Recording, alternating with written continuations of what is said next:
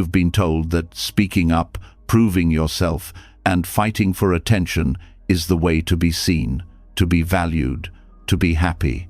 But if that were true, why do so many people who shout the loudest still feel unheard? Why do you, even after all the noise, still feel drained, misunderstood, and restless inside?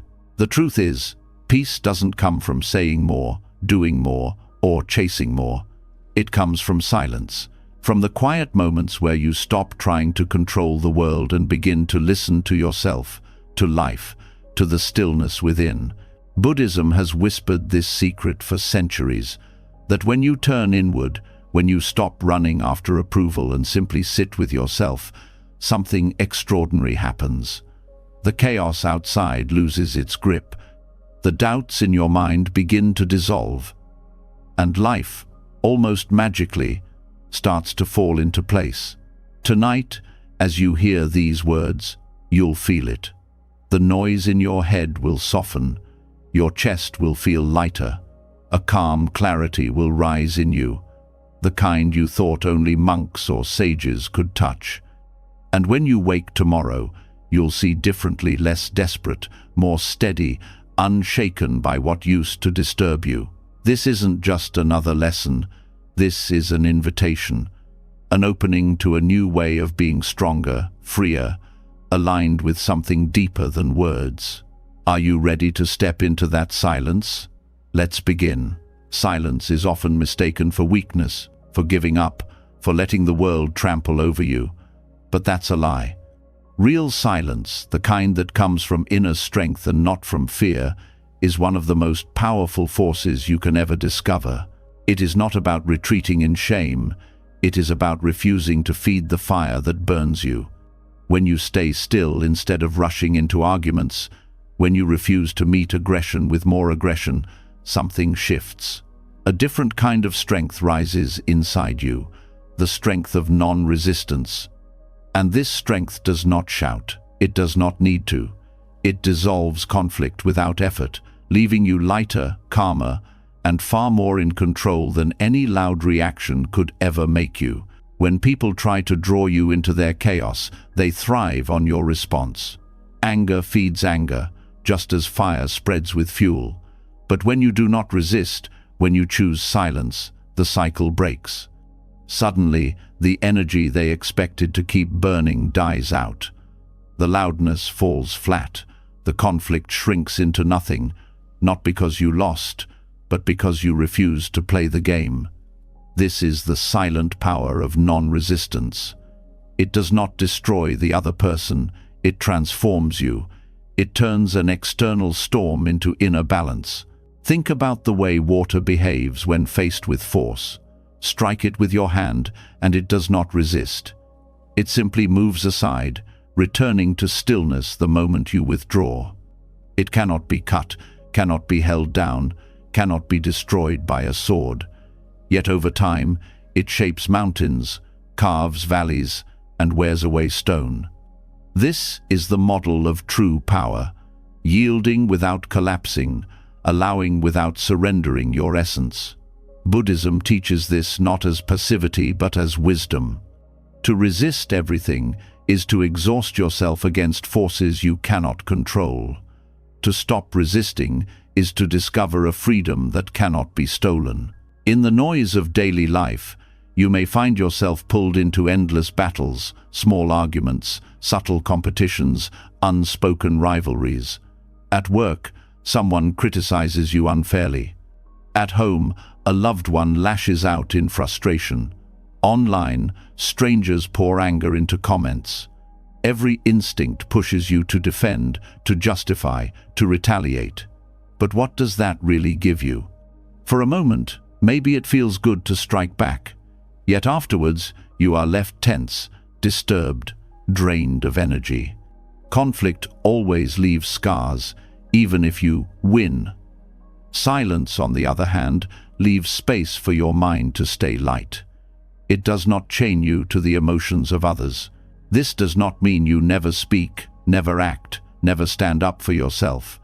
Non-resistance is not about accepting injustice or living without boundaries. It is about choosing the ground you fight on.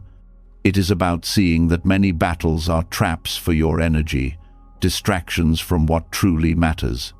By staying silent in the right moments, you allow the storm to pass, and in that passing, you remain untouched. You learn to step out of the endless cycle of reaction. This is how inner balance begins. There is a story in Zen about a man who was insulted in front of others. Instead of defending himself, he simply smiled and said nothing. His silence was so unsettling that the insulter grew embarrassed and left. The audience who witnessed it understood. The man who stayed silent was the strongest one in the room. Why? Because he refused to let another person control his state of mind. That is the essence of non-resistance. It is not about letting others dominate you. It is about refusing to hand them the keys to your inner world. When silence becomes your response, you step into a different kind of clarity. The mind is no longer clouded by the heat of quick emotions. In that space, you can see more clearly what is worth your energy, what is simply noise, what lessons are hidden in the situation. Sometimes the most transformative moment is not when you reply with the perfect comeback, but when you stay silent and discover you did not need one at all. In Buddhist thought, resistance is the birthplace of suffering. To resist reality is to argue with what already exists. If someone insults you, that event has already happened. If a challenge rises, it is already present. To resist it is to double your suffering. You now feel the pain of the event and the pain of your refusal to accept it. Non-resistance, through silence, removes that second wound. It allows you to meet reality as it is, not as you wish it to be. That meeting creates balance. You are no longer fighting the river, you are flowing with it, even as you steer your path gently forward. But here is the deeper secret. When you choose silence, you are not only protecting yourself from unnecessary conflict, you are creating space for transformation in the other person.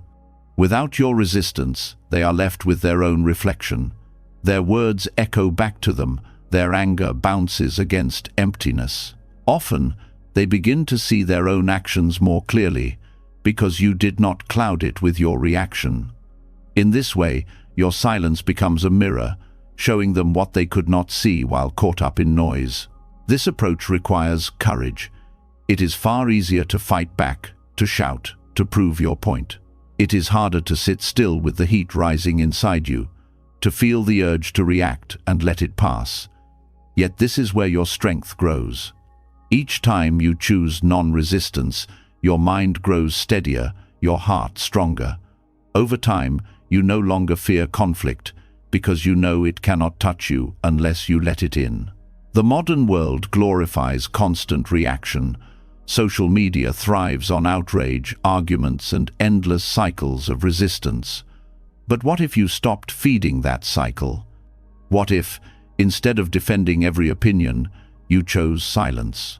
You would not only save your peace of mind, you would also step out of the trap of endless distraction.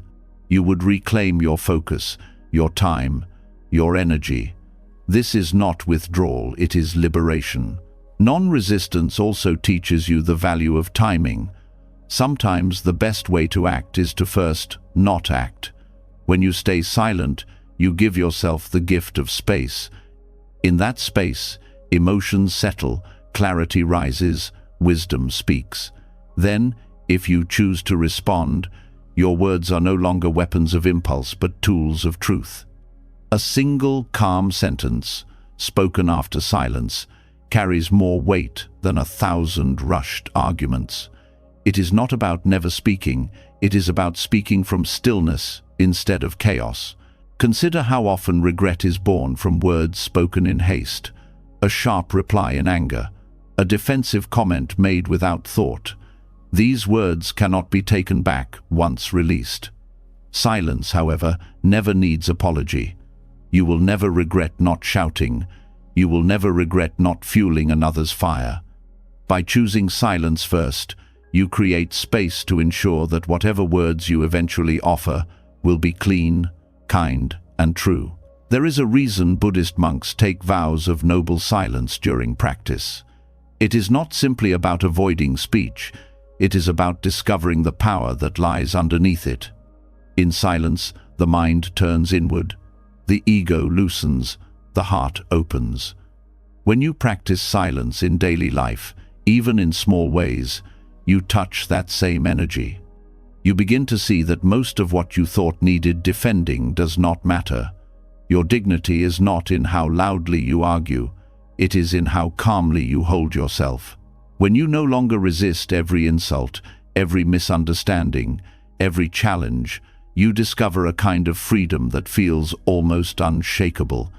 It is as if the world still moves around you, storms still come, but at the center of it all, there is a still point, a quiet flame that does not flicker.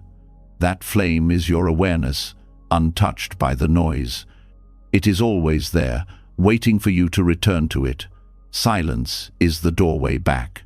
And from that doorway, a new kind of life begins to unfold. A life where conflict no longer controls you. A life where peace is not something you chase outside, but something that grows naturally inside. A life where everything that once seemed urgent and loud begins to fall into place, simply because you stopped resisting and started listening. When you discover the quiet strength of non-resistance, you begin to notice something deeper rising inside you. The silence you choose in the outer world does not just dissolve conflict with others, it opens a door to a hidden world within yourself. In that stillness, when the noise of arguments and defenses fade away, what is left is your own mind echoing back to you. The thoughts you often drown out with distractions, the emotions you bury under endless reactions, the patterns you never pause to observe, they all surface when you are silent. This is where the real journey begins. Listening to the echo of your own mind is not the same as thinking harder. Thinking is what keeps most people trapped. They move from one thought to the next, pulled into loops of judgment, regret, and worry. True listening is different. It means stepping back far enough to notice the voice within you without rushing to agree with it or fight it. It is allowing thoughts to rise like clouds in the sky and simply watching them pass. In this space, you begin to see the truth of what is really happening in you. Most of the time, people speak louder to avoid listening to themselves. They fill their day with noise, constant conversations, endless scrolling, music playing without pause because silence feels uncomfortable. Yet that discomfort is not from silence itself, it is from the unspoken truths rising in the mind. Silence does not create those truths, it only reveals them. And here is the secret: what you fear hearing is often the exact thing you need to face to free yourself. When you start listening inwardly, you may first hear restlessness. The mind may throw 1,000 thoughts at once, demanding attention. Memories of the past, worries about the future, regrets, judgments, small insecurities you thought you left behind. At first, it feels overwhelming. But if you stay with it, if you keep breathing and observing without resistance, a shift happens. You begin to see the pattern beneath the noise. Thoughts repeat themselves like echoes bouncing in a canyon. The same fear worded differently. The same insecurity showing up in multiple forms. The same old story replaying again and again. In Buddhist practice, this recognition is liberation. You begin to realize that your thoughts are not truth. They are patterns. They are echoes. They rise and fall, loud one moment, gone the next. The suffering comes not from the thought itself, but from clinging to it, resisting it, or mistaking it as who you are. By listening deeply, you begin to see the mind as it is, a stream of activity passing through, not the solid identity you once believed. This kind of listening takes courage, because silence can expose the very things you try hardest to avoid. It may reveal anger you never admitted to yourself. It may bring up grief you pushed away years ago. It may uncover desires you denied or fears you never named. But when you finally allow them to rise in silence, they begin to lose their grip. The mind no longer has to keep repeating them like a broken record. By listening, you release. There is a subtle but powerful practice in Buddhism called mindfulness of thought. It does not mean pushing thoughts away or holding on to them. It means noting their presence, acknowledging without judgment, and letting them go. For example, when a thought arises, "I am not good enough," instead of fighting it or sinking into it, you simply note self-criticism. When anger arises, you note anger. When worry arises, worry. This simple labeling creates space between you and the thought. You are no longer the prisoner of it. You are the witness, and the witness is always free. In this space of inner listening, another truth becomes clear. Much of what you carry in your mind is not even your own voice. Family, culture, society, media, layer after layer of conditioning lives in your thoughts.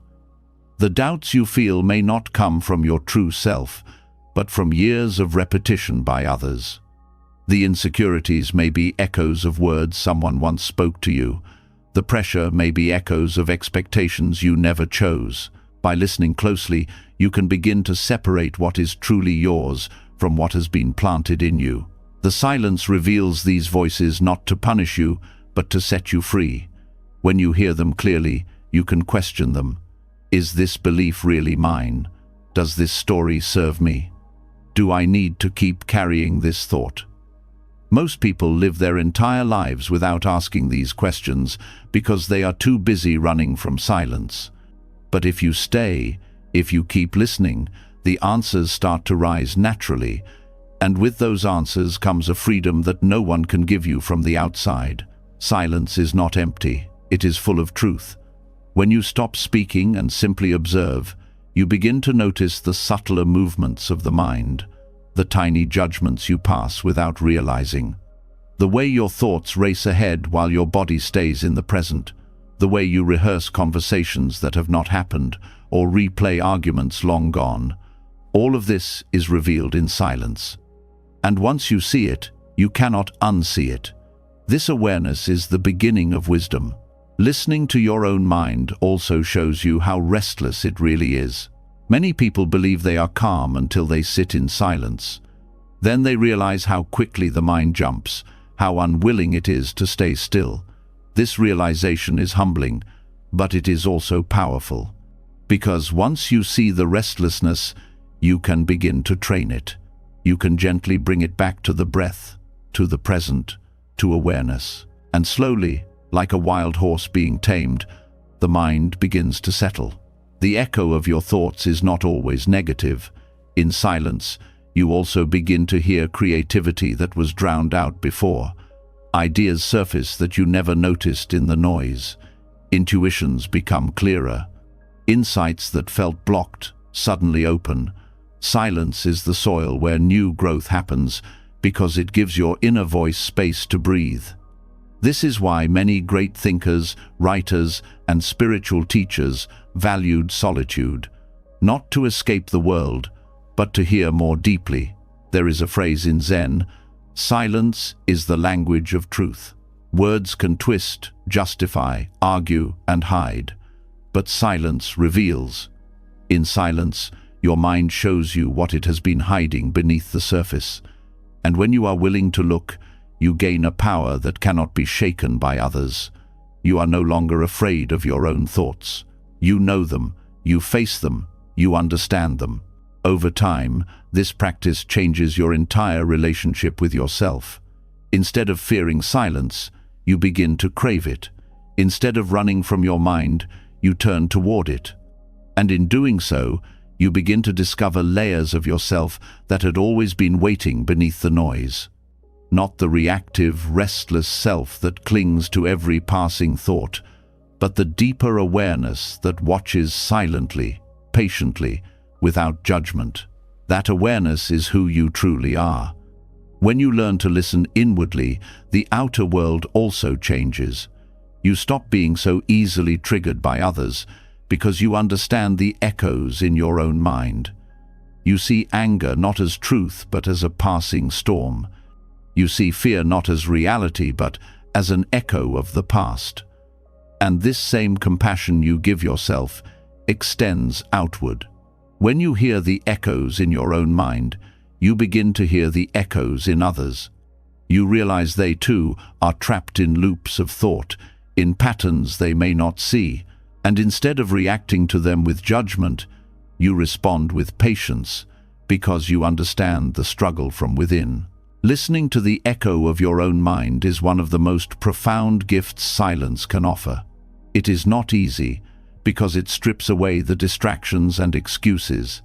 It forces you to face yourself fully, but it is through this honesty that you become free. Free from illusions, free from stories that no longer serve you, free from the constant noise that keeps so many restless. And once you have touched this freedom, you see that silence is not the absence of sound, it is the presence of truth. It is the space where you finally hear what has always been there, waiting for you to listen. And in that listening, the restless mind begins to soften, the weight begins to lift, and the clarity you have been chasing outside reveals itself within. As the echoes of the mind grow clearer in silence, something deeper begins to unfold. When you start to notice thoughts as patterns and not as truth, a new question naturally rises. If I can watch these thoughts come and go, then who is the I that is watching? This is where stillness takes you beyond self-reflection and into a far greater discovery, the slow dissolving of the ego. The silence you practice does not just calm the mind, it begins to dismantle the very illusion of identity that has kept you trapped in cycles of pride, fear, and suffering. The ego thrives on noise. It survives through constant reinforcement labels, achievements, comparisons, stories you repeat about yourself. In silence, these props begin to fade.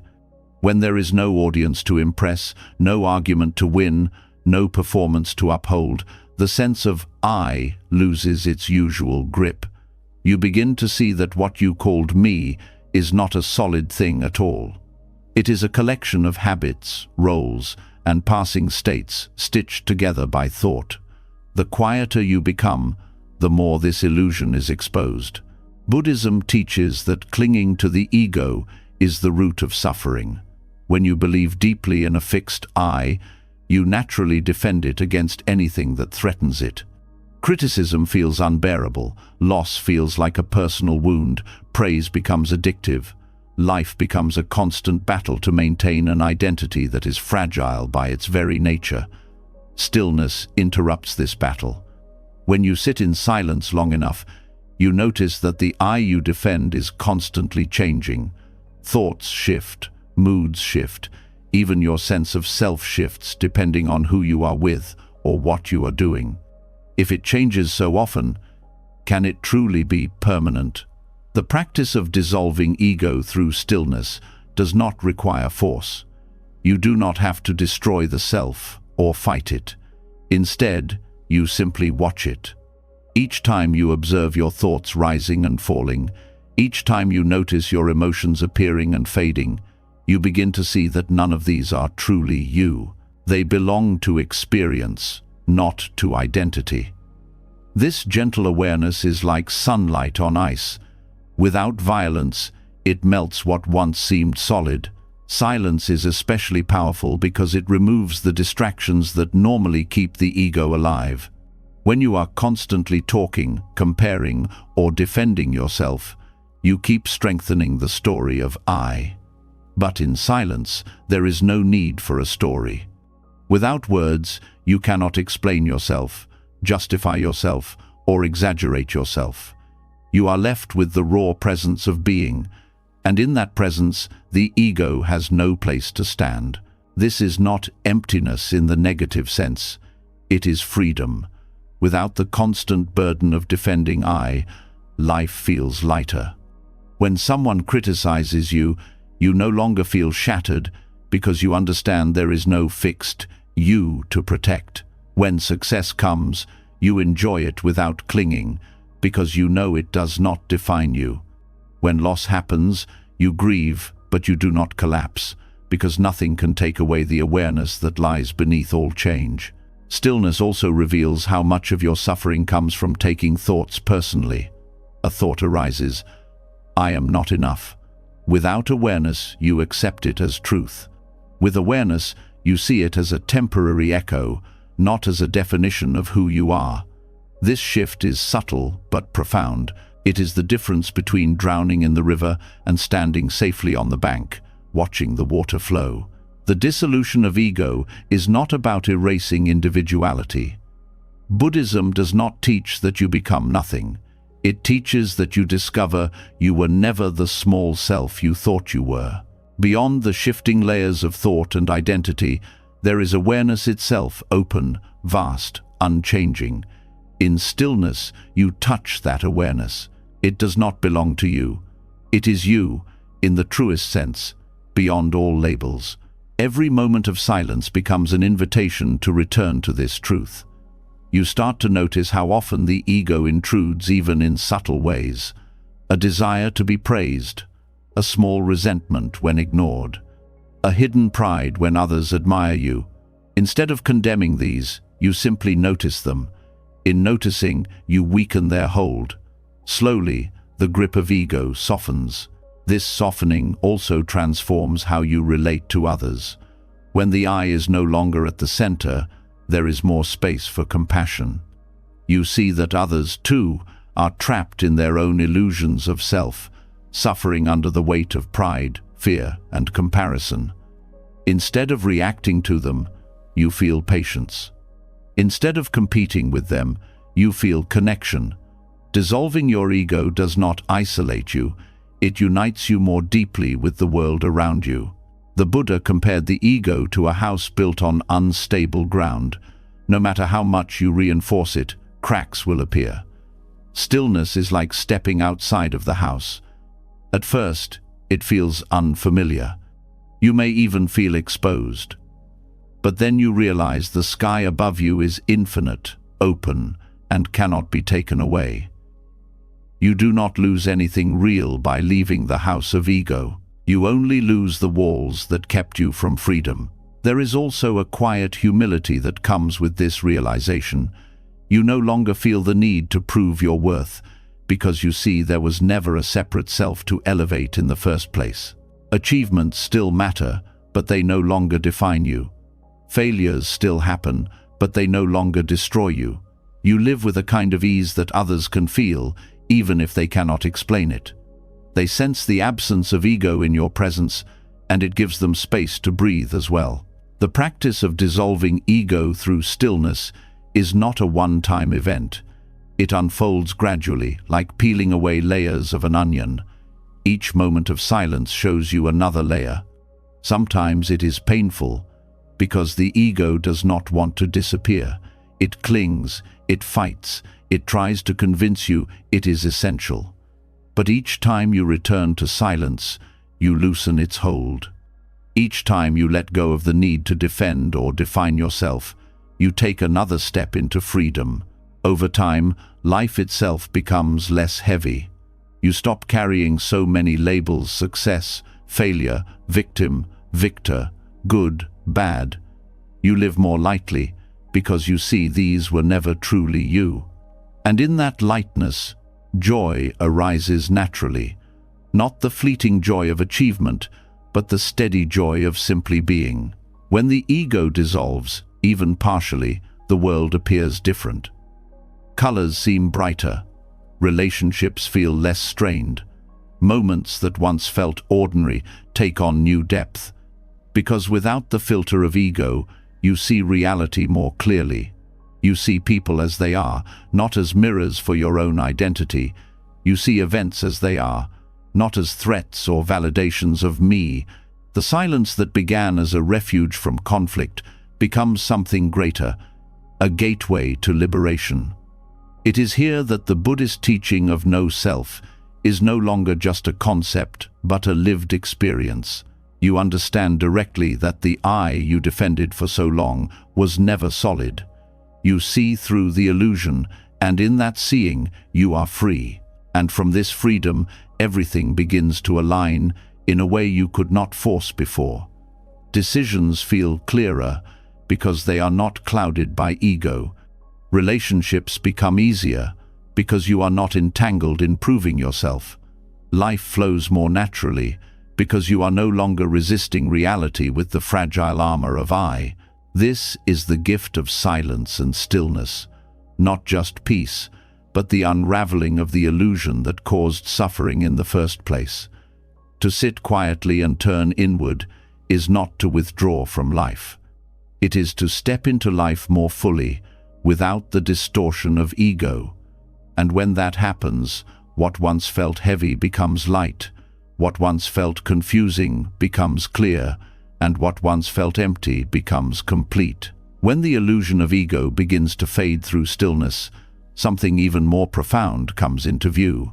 Without the constant noise of defending or proving yourself, silence becomes like a clear lake, reflecting everything back without distortion. In this clarity, you start to see not only your thoughts and emotions, but also the hidden consequences of the choices you've made. Every action, every word, every intention leaves behind a trace.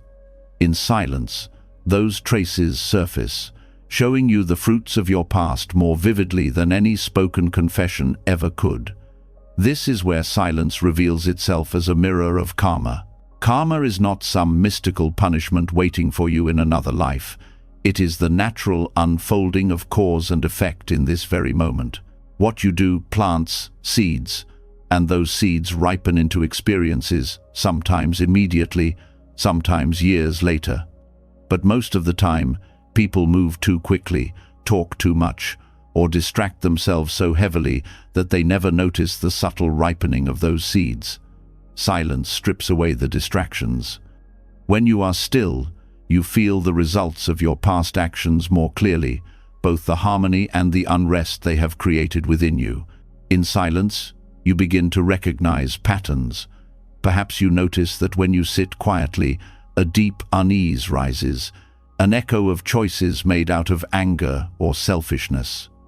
Or maybe a lightness surfaces, the fruit of kindness given freely in the past. Words can hide these patterns, excuses, justifications, endless explanations, but silence does not let you hide. It reflects everything back with brutal honesty and tender clarity at the same time. This reflection is not meant to condemn you. Buddhism teaches that karma is not about judgment, it is about learning. When silence reveals the weight of your past actions, it is offering you a chance to see the truth and choose differently moving forward. The discomfort you feel in stillness is not punishment, it is insight. It shows you the cost of certain choices, the way they echo long after the moment has passed. And once you see clearly, you have the power to change. For example, someone who constantly speaks harshly may never notice the damage they cause because they drown their conscience in more words.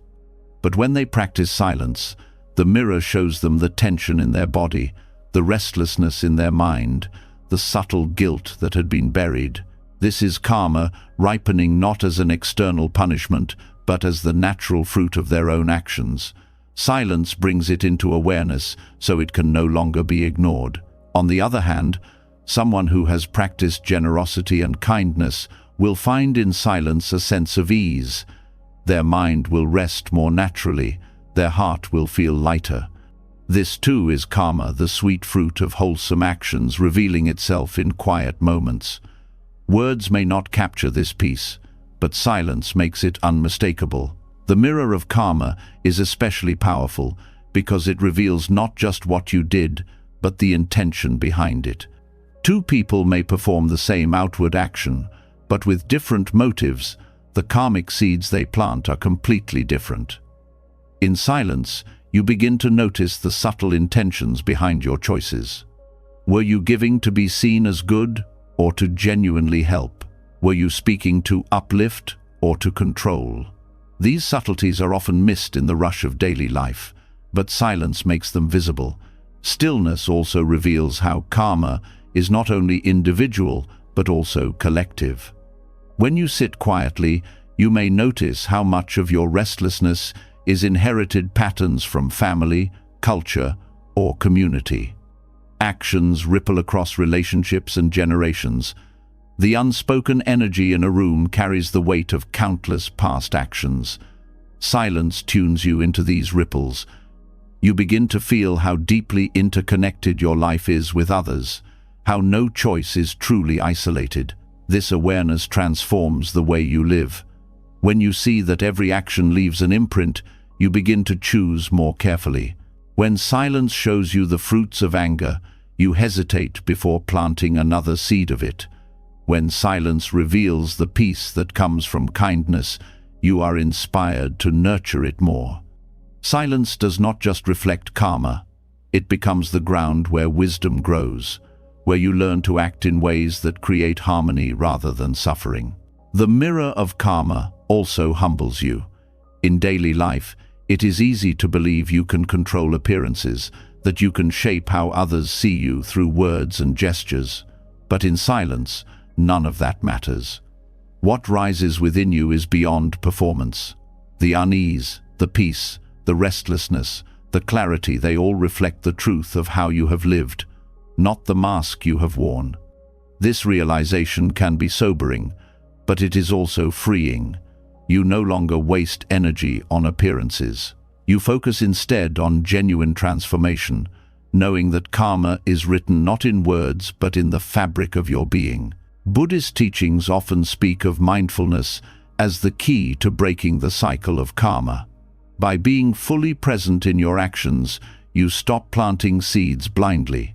Silence sharpens this mindfulness. It forces you to slow down, to feel the weight of your choices, to see clearly the direction they lead.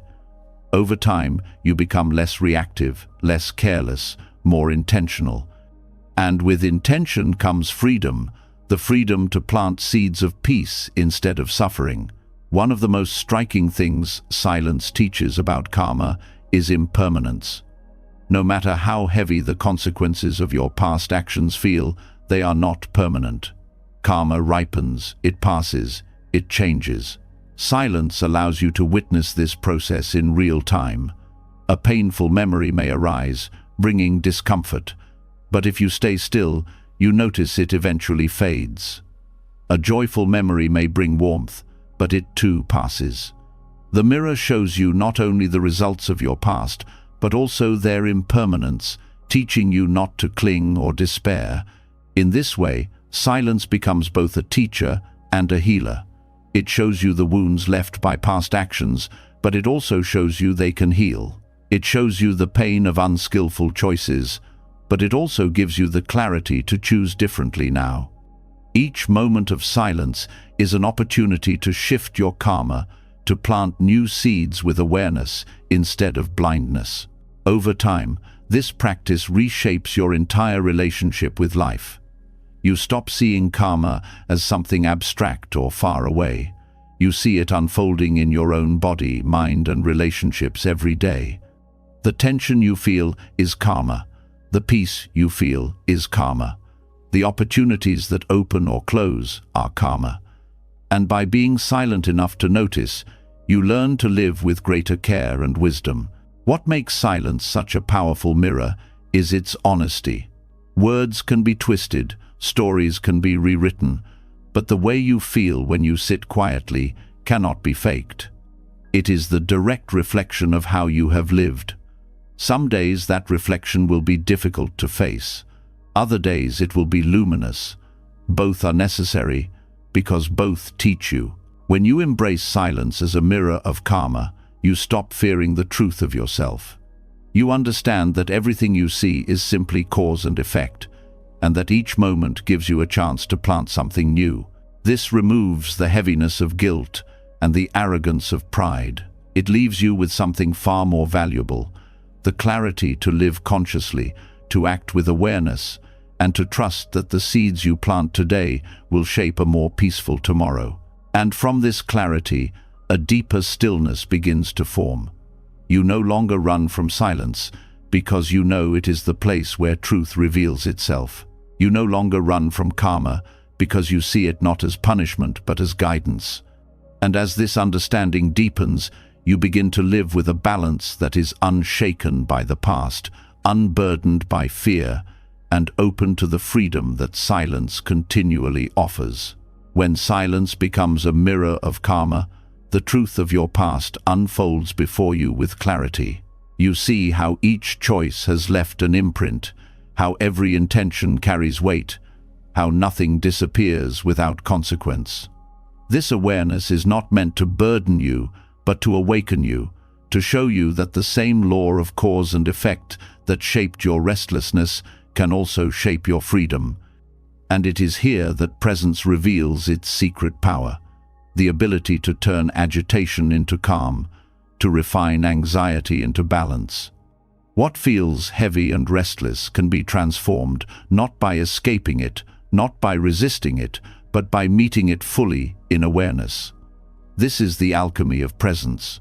Restlessness is one of the most common experiences in the modern mind.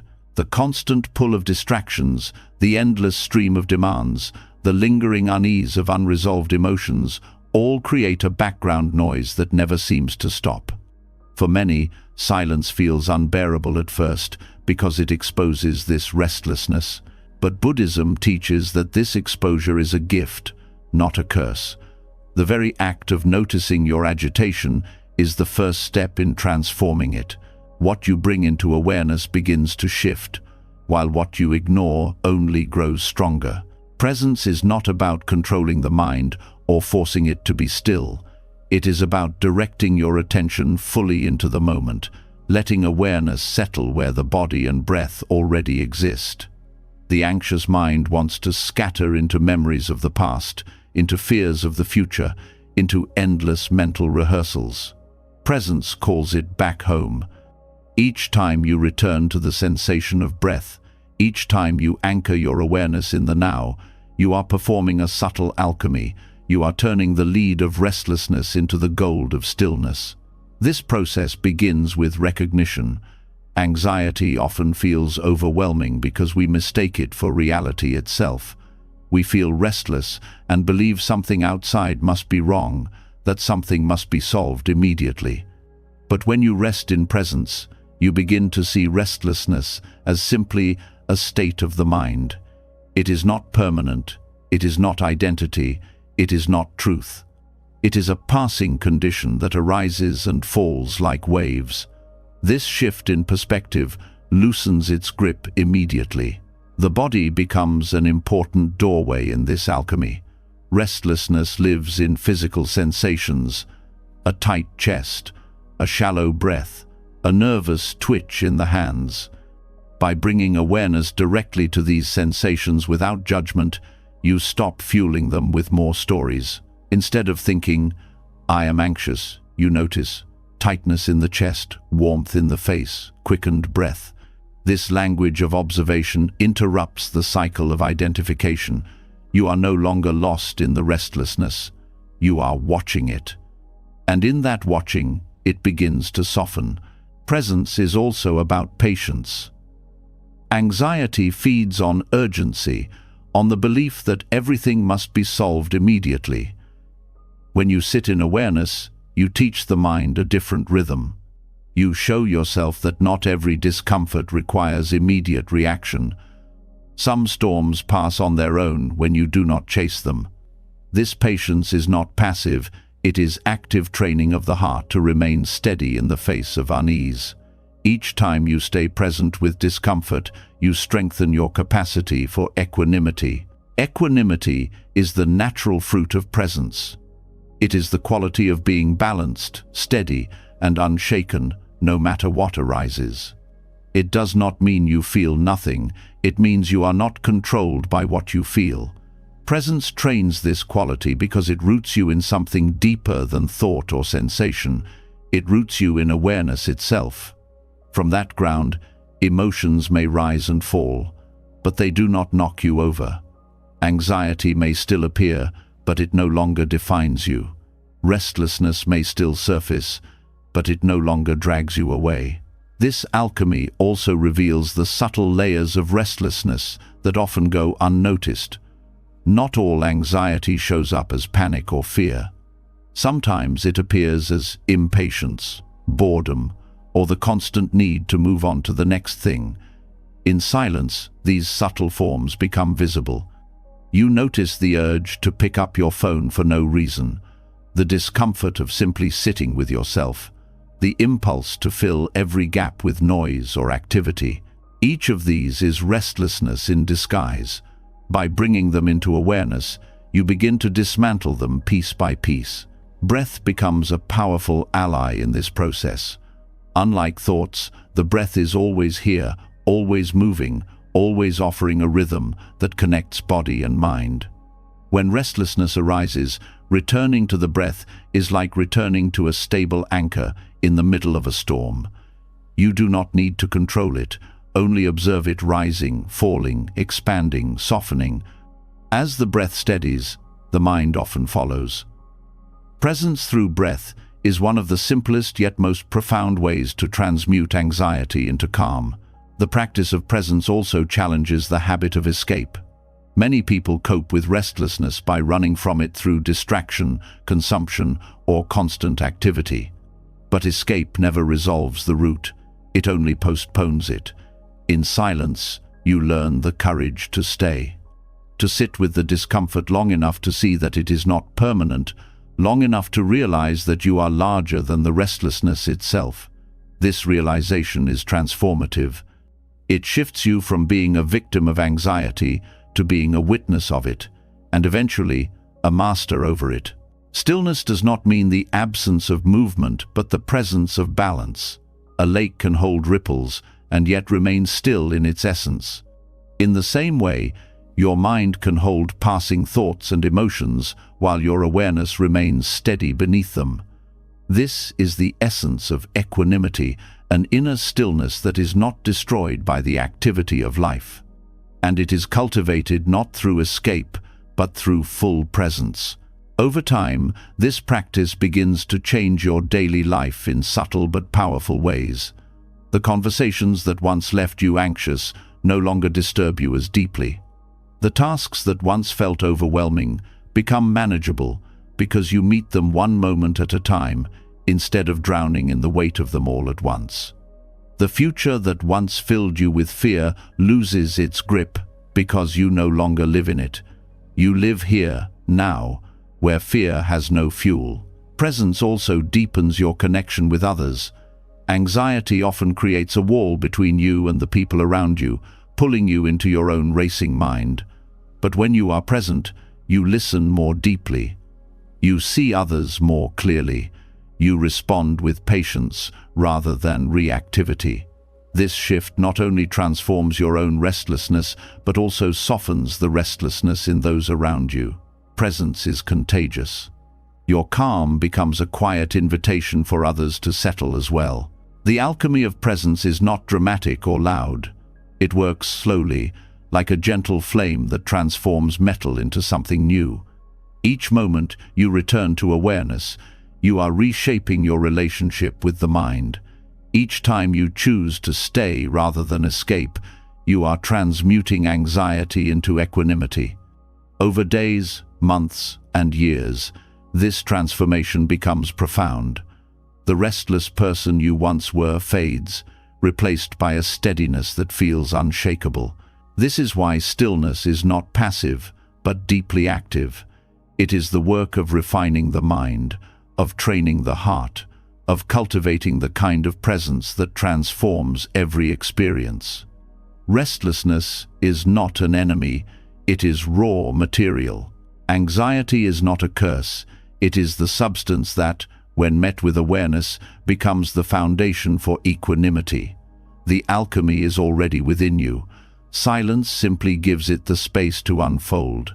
And as this unfolding deepens, you realize that peace was never something to chase outside.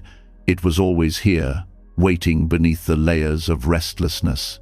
All it needed was the fire of presence, steady and patient, to turn unease into balance and anxiety into calm clarity.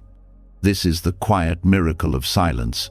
It takes what feels unbearable and transforms it into the very strength you have been seeking all along. When presence turns restlessness into stillness, you begin to experience a balance that feels steady even in the middle of chaos. But this balance is fragile if your words continue to flow without care. What you say can either preserve the stillness you've cultivated or shatter it in an instant. And this is why the next step in deepening silence is not only about listening inwardly, but also about guarding what leaves your mouth. Buddhism calls this practice right speech. And it is not just about what you say, but equally about what you choose not to say. There is a hidden discipline in restraint, a strength in withholding, a wisdom in silence that carries more power than endless words ever could. Speech is one of the most underestimated forces in human life. Words can heal, but they can also wound so deeply that the scars last a lifetime. They can unite people, but they can also tear relationships apart. The Buddha taught that unskillful speech is one of the most common ways we create suffering, both for ourselves and others. Gossip, lies, harsh words, careless chatter, all of these plant seeds that eventually ripen into unrest, and often we do not even realize the weight of our words until silence confronts us with their echoes. The discipline of speech restraint is not about never speaking. It is about understanding the cost of every word and learning to release only those that are necessary, kind, and true. Most people speak to fill silence, to defend themselves, or to assert their ego. But when you are rooted in stillness, you no longer need constant words to feel secure. You begin to see that many conversations serve only to drain energy or create conflict. By choosing silence in those moments, you preserve both your peace and the dignity of others. There is a power in withholding that few understand until they practice it, to hear criticism and not immediately respond, to listen to gossip and not pass it on, to witness conflict and not add more fuel with your own words. This kind of restraint may look passive, but in truth it requires great strength. The impulse to speak is strong, and it is fed by pride, fear, and habit. To hold back, to wait, to let silence carry the moment, instead of words, this is a discipline that sharpens both awareness and compassion. Right speech has 4 essential qualities. It avoids lies, avoids divisive talk, avoids harsh words, and avoids idle chatter. Each of these forms of restraint frees you in ways you cannot see until you practice. Lying, even in small ways, burdens the mind with the need to maintain falsehood. Silence frees you from this burden. Divisive speech may feel satisfying in the moment, but it creates walls that isolate you from others. Silence allows those walls to crumble. Harsh words may release your anger briefly, but they leave wounds in others that return to haunt you later. Silence preserves dignity, and idle chatter, though seemingly harmless, scatters the mind and weakens presence. Silence strengthens it. The deeper you go into silence, the more sensitive you become to the energy behind speech. You start to feel how words can be heavy or light, sharp or soft, nourishing or toxic. You begin to see that speech is not neutral, it always carries intention. When the intention is ego-driven, words carry restlessness with them. When the intention is rooted in awareness, words carry stillness. This is why restraint is so important. It keeps you from releasing energy that does not align with your deeper clarity. Silence in this sense is not emptiness, but a container of strength. It gives space for others to reveal themselves without interruption. It gives space for truth to arise without distortion. It gives space for wisdom to replace the impulse of reaction. Many conflicts in life are fueled not by what happened, but by what was said afterwards. Restraint prevents you from pouring oil on flames that could otherwise burn out on their own. This discipline also teaches humility. It reveals how often we use words to project knowledge we do not truly have, or to shape an image of ourselves we want others to believe. In silence, these impulses are exposed. You realize how much of speech is unnecessary performance, By letting go of that performance, you begin to live more authentically, no longer bound to the pressure of always having something to say. At the same time, restraint makes your words more meaningful. When you do speak, people listen more deeply because they sense the weight of your silence behind your speech. A few words spoken with mindfulness carry more influence than 1,000 words poured out without care. Silence refines your voice, turning it into a tool of clarity instead of a habit of distraction. There is also compassion hidden in this practice.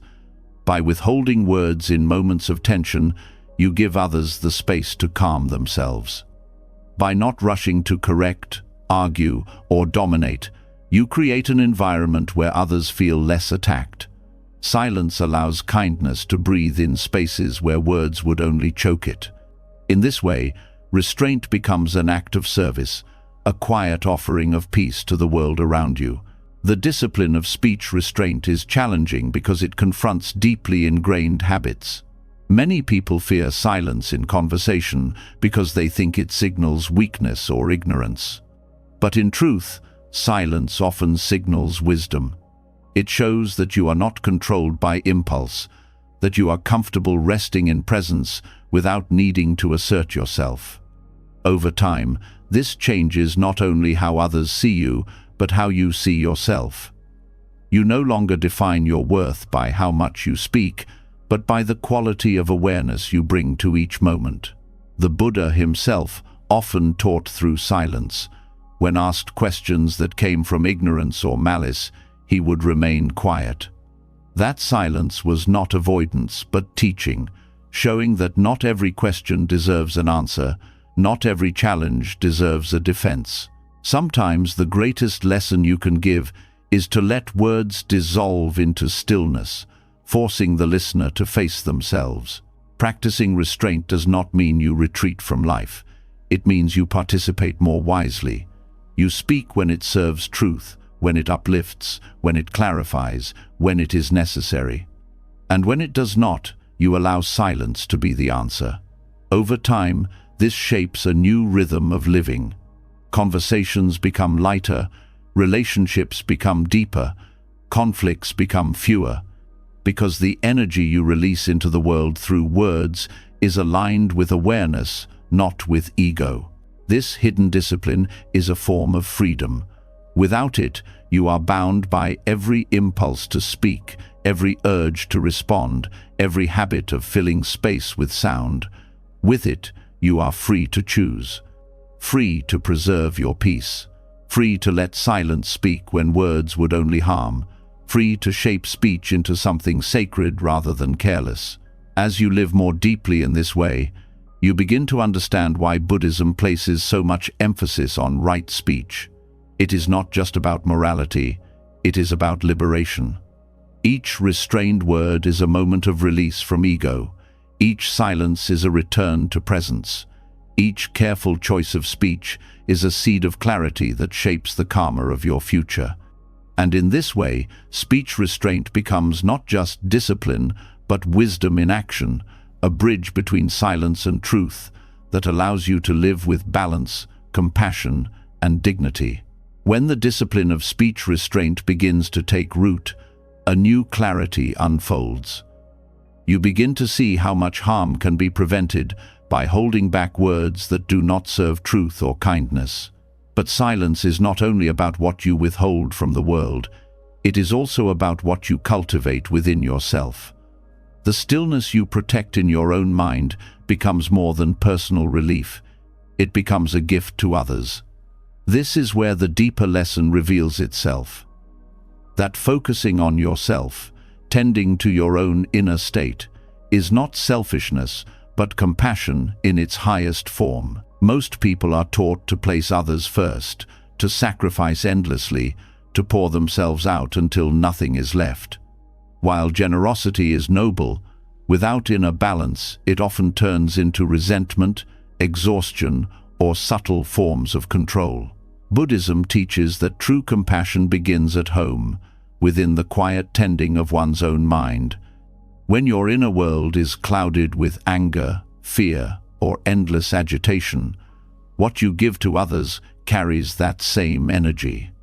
But when your inner world is calm, steady, and rooted in silence, your presence itself becomes medicine for those around you. The mind is not an isolated organ. It radiates into every interaction, every conversation, every relationship. Walk into a room full of tension, and you will feel it immediately, even if no one speaks. This is the silent exchange of energy that takes place between people. If your own mind is restless, you add restlessness to the collective. If your mind is steady, you add steadiness. In this sense, working on your inner state is one of the greatest contributions you can make to the world. Silence becomes compassion when it stops you from adding more noise to a noisy world. Each moment you choose to return inward rather than spill your unprocessed emotions outward, you reduce the burden of suffering around you. It may not look dramatic from the outside, no speeches, no heroic gestures, but its impact is profound. A calm person in the midst of conflict stabilizes everyone nearby. A peaceful presence can lower the tension of an entire room without saying a word. This is why tending to your own silence is not withdrawal but service. It prevents harm before it begins. It turns you into a mirror where others can see their own agitation reflected more clearly. And often, without you saying anything, your steadiness invites them to soften as well. This is compassion in its purest form, helping others not through force or control but through the quiet influence of your own being. Caring for your own mind also ensures that the compassion you offer is sustainable. Without inner work, acts of service often carry hidden motives, seeking approval, avoiding guilt, proving worth. Over time, this drains both you and those you try to help. But when your mind is clear and your heart is balanced, your compassion flows naturally, without demand, without needing anything in return. It becomes as effortless as breathing, because it rises from a place of fullness rather than lack. The Buddha often compared the mind to a garden. If you neglect it, weeds of anger, greed, and delusion grow wild, choking everything. If you tend it carefully, seeds of kindness, patience, and wisdom flourish. To focus on yourself is to garden your own mind, to create fertile soil where wholesome qualities can grow. And just as a well-kept garden nourishes not only the gardener, but also anyone who visits, a well-tended mind nourishes everyone it touches. This practice is not about shutting yourself off from the world, but about refining what you bring into it. Think of how a polluted river poisons every field it waters, while a clean river brings life to everything it touches. Your mind is like that river. When you cleanse it through silence and self-focus, your presence feeds others with peace instead of pollution. Another aspect of this practice is honesty. When you turn inward in silence, you begin to see your own hidden motives, your own subtle patterns of pride or fear. This self-awareness prevents you from projecting them onto others.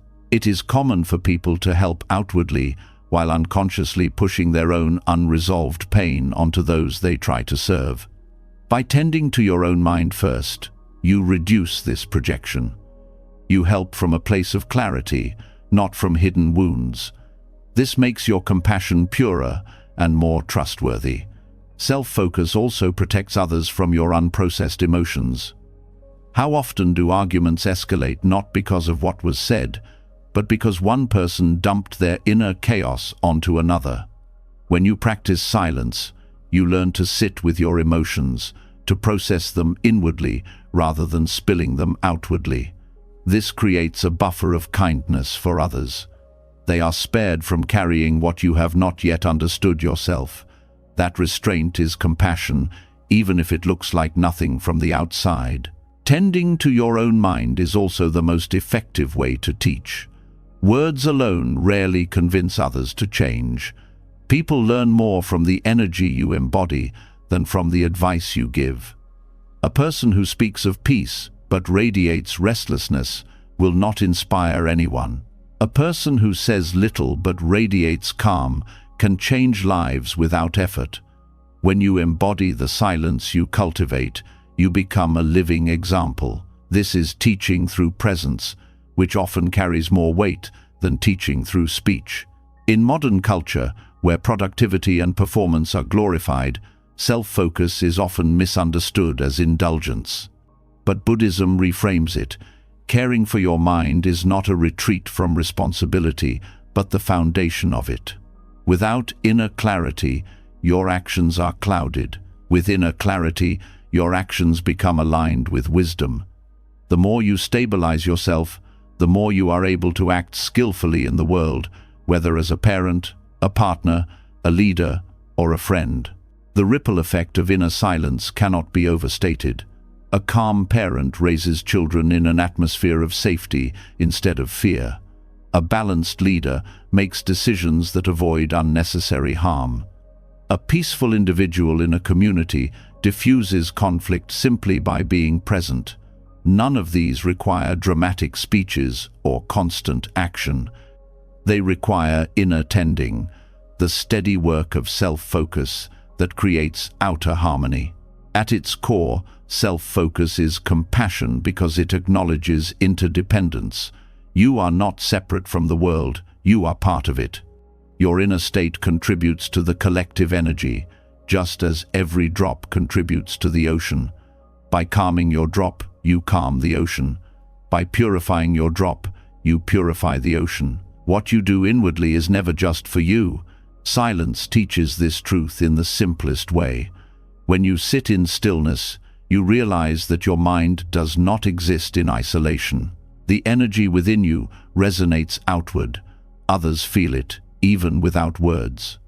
The more you cultivate silence, the more you contribute to a world that is desperate for calm, clarity, and compassion.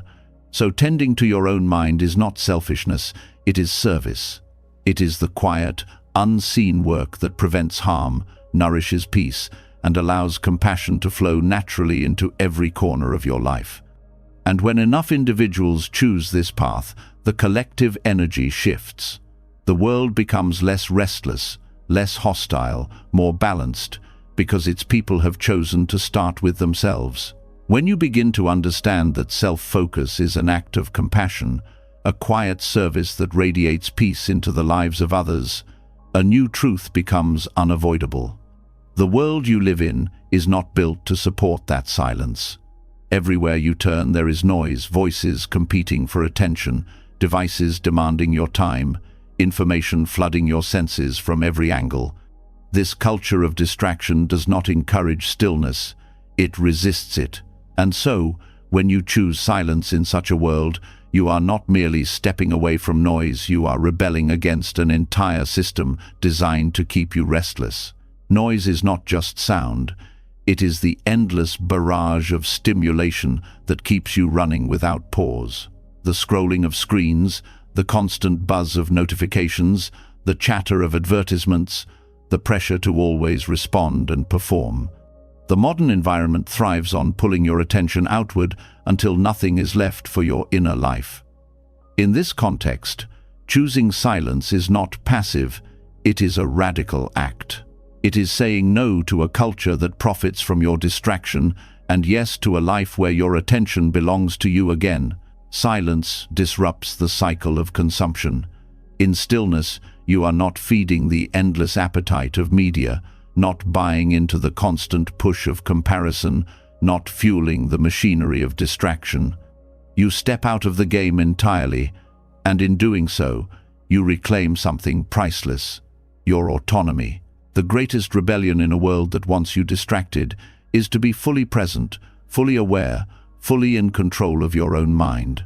This rebellion is subtle but powerful. It does not require marching in the streets or shouting slogans. It happens in the quiet moments when you turn off the noise and sit with yourself. It happens when you resist the urge to check your phone for the 100th time and instead notice your breath. It happens when you walk without earbuds, eat without screens, listen without planning your reply. Each of these choices is an act of liberation from a culture that wants to colonize your attention. The cost of noise is rarely acknowledged, but silence makes it undeniable. Constant distraction fragments the mind, leaving you restless, anxious, and disconnected from yourself. Silence reveals this fragmentation with startling clarity. At first, the quiet may feel unbearable, because you finally hear the inner chaos that noise has been covering. But in staying with it, you begin to reclaim the wholeness you had forgotten. This reclamation is radical because it undermines the very forces that thrive on your disconnection. To be silent in a noisy world is to refuse conformity. The culture around you equates loudness with strength, constant expression with relevance, and endless stimulation with success. But silence rejects these illusions. It shows you that strength does not need volume, relevance does not require constant broadcasting, and fulfillment is not found in endless consumption. By living these truths, you challenge the foundations of a society built on distraction. Silence is also rebellion, because it cannot be commodified. You cannot buy stillness, you cannot sell presence, you cannot package awareness into endless upgrades. It is freely available to anyone willing to pause. In a world where nearly everything is turned into a product, silence remains untouchable. By choosing it, you step outside the logic of consumerism and into a freedom that money cannot buy. This rebellion is not against others, but against the conditioning that has kept you from yourself. It is against the lie that your worth depends on productivity, against the illusion that you are only valuable when you are visible, against the fear that you must always be moving to matter. Silence exposes these illusions for what they are. It shows you that worth is inherent, that presence is enough, that stillness is not emptiness but fullness of being. The practice of quiet self-focus challenges the modern obsession with constant communication. In a world where everyone is always talking, posting, and sharing, choosing not to participate feels countercultural. Yet this restraint is not isolation, it is sovereignty. It is reclaiming your right to exist without performing. It is freeing yourself from the exhausting demand to always be on. That freedom is revolutionary because it returns your life to you. Silence also becomes a mirror for others. When you choose stillness, people notice. They may not understand it, but they feel the difference. In your calm presence, they sense something they have lost. Your refusal to join the noise becomes a silent invitation for them to question their own distractions. This ripple effect is how quiet rebellion spreads, not by force, but by example. There is courage in this choice. Noise is easy, silence is confronting. Distraction numbs, presence exposes. To turn inward requires facing the discomfort that others avoid. It requires strength to resist the pull of constant stimulation and to stand apart from the crowd. But this courage is what makes silence radical. It is not the absence of action. It is the refusal to surrender your mind to forces that profit from keeping you restless. Buddhism has long taught that liberation is found not in chasing what the world offers, but in stepping beyond its illusions. Silence is the modern form of that teaching. To be quiet in a world addicted to noise is to practice liberation in real time. It is to declare that your peace cannot be bought, your attention cannot be stolen, and your being cannot be defined by distraction. This rebellion has practical effects as well. With silence, your decisions become clearer because they are not clouded by constant influence. Your relationships become deeper because you are truly present rather than half distracted. Your creativity flourishes because space replaces clutter. These are not small changes, they are transformative shifts that ripple outward into every part of your life. In the end, silence is rebellion because it is freedom. It frees you from the compulsion to react, from the hunger for validation, from the endless noise that tries to tell you who you are. It returns you to yourself, and in doing so, it makes you ungovernable by distraction. The world may keep shouting, but your stillness stands as proof that there is another way to live, one that is not bound by noise, but liberated by silence. When silence becomes rebellion in a noisy world, you realize that your greatest act of freedom is not in shouting louder, but in refusing to be pulled into the endless performance of urgency. This realization naturally leads to a deeper question. If noise and constant striving are distractions, then what remains when you let them fall away? The answer is startling in its simplicity: doing nothing. Not the laziness the world warns against, not neglect of life's responsibilities, but a profound practice that Zen calls the art of simply being. It is here, in the space where effort drops away, that life begins to move with you instead of against you. Doing nothing in the Zen sense is not emptiness, but openness. It is a return to the state of allowing, where you stop pushing, forcing, and manipulating life into shapes it resists. This is not passivity, but a different kind of action, one aligned with the natural flow of things. The modern world trains you to measure worth by productivity, by how much you accomplish, by how busy you remain. But when you pause, when you withdraw from the constant need to control, something unexpected happens. Life itself begins to synchronize around you. This art begins with trust. To sit quietly without rushing to fill the space is to trust that existence itself is enough. Most restlessness comes from the belief that you must always be fixing, improving, or proving something. Doing nothing dissolves this illusion. When you let yourself rest fully in the present, without demanding it be different, you discover that the moment is already complete. This shift is not intellectual, it is experiential.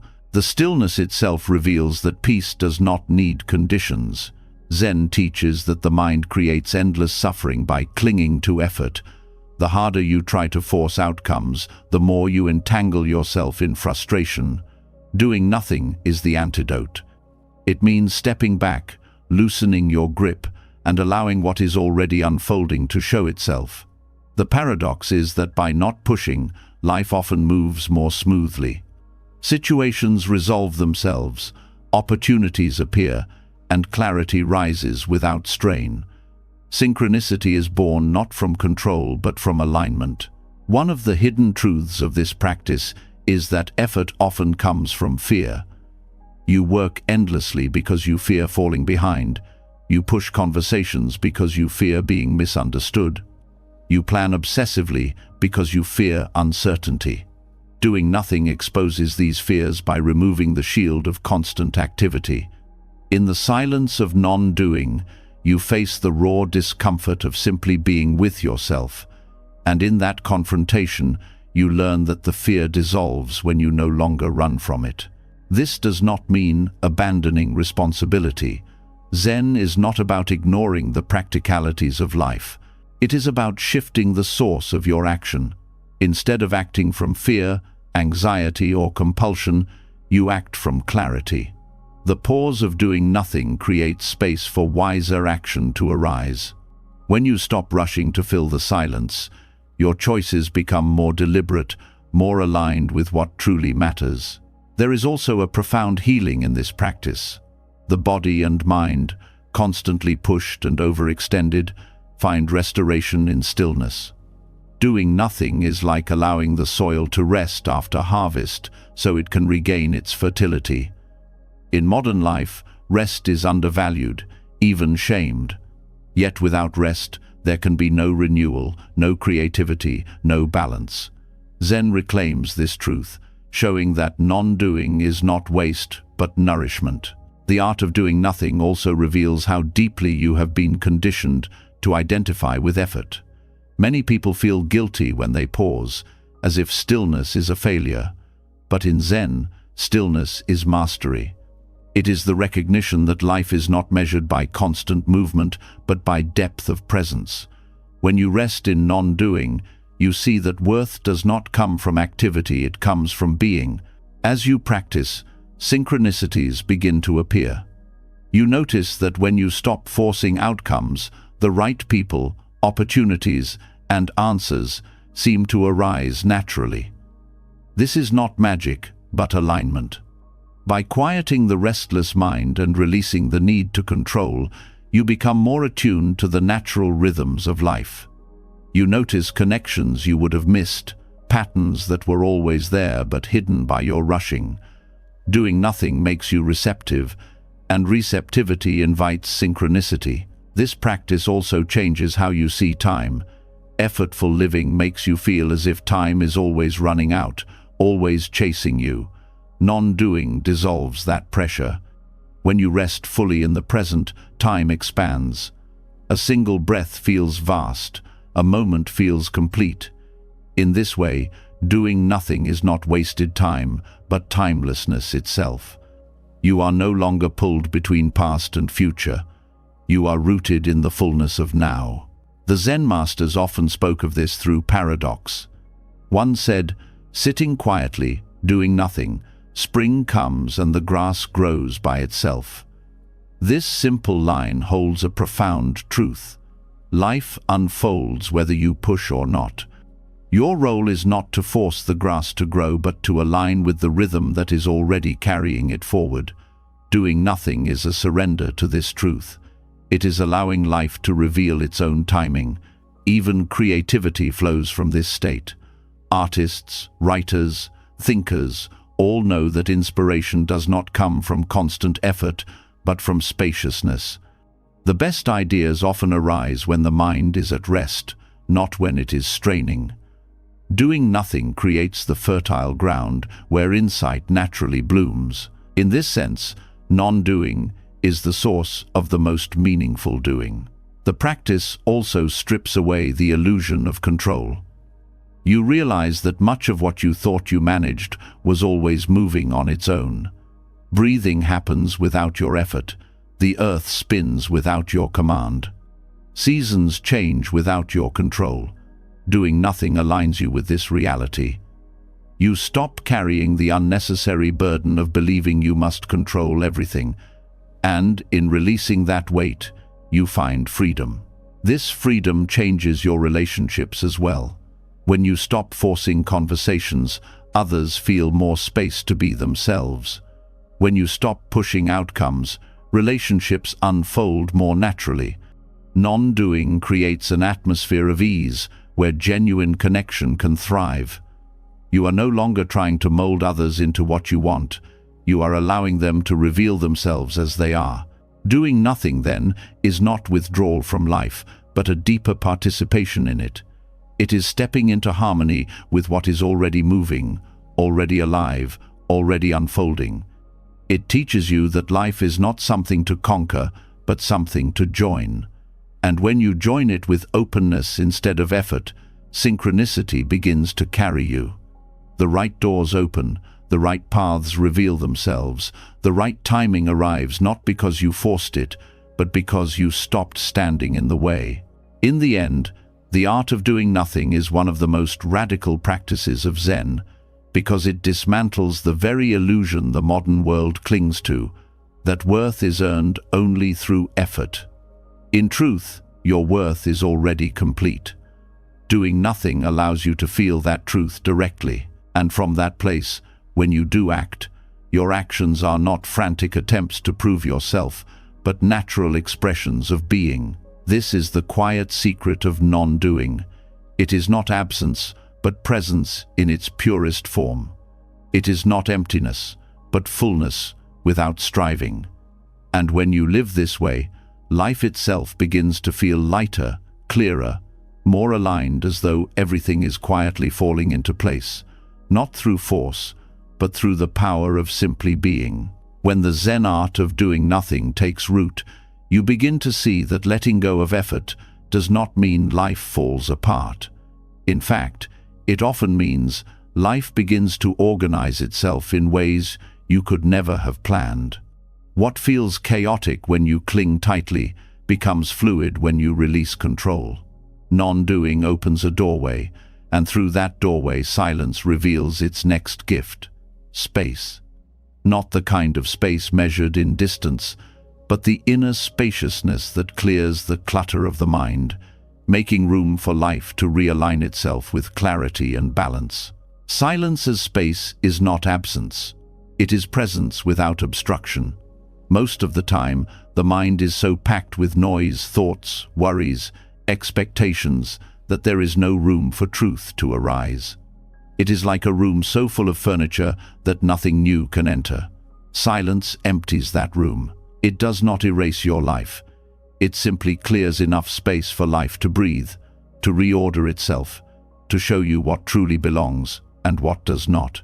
This inner spaciousness is where clarity is born. When the mind is crowded, decisions feel heavy and confusing. You overthink, you second-guess, you analyze endlessly. But when silence opens space within, clarity often arrives on its own, like sunlight streaming into an open field. It does not come because you forced it, but because you made room for it to appear. Many of the answers people spend years searching for arise naturally in stillness, once the mental clutter has been set aside. Space also invites balance.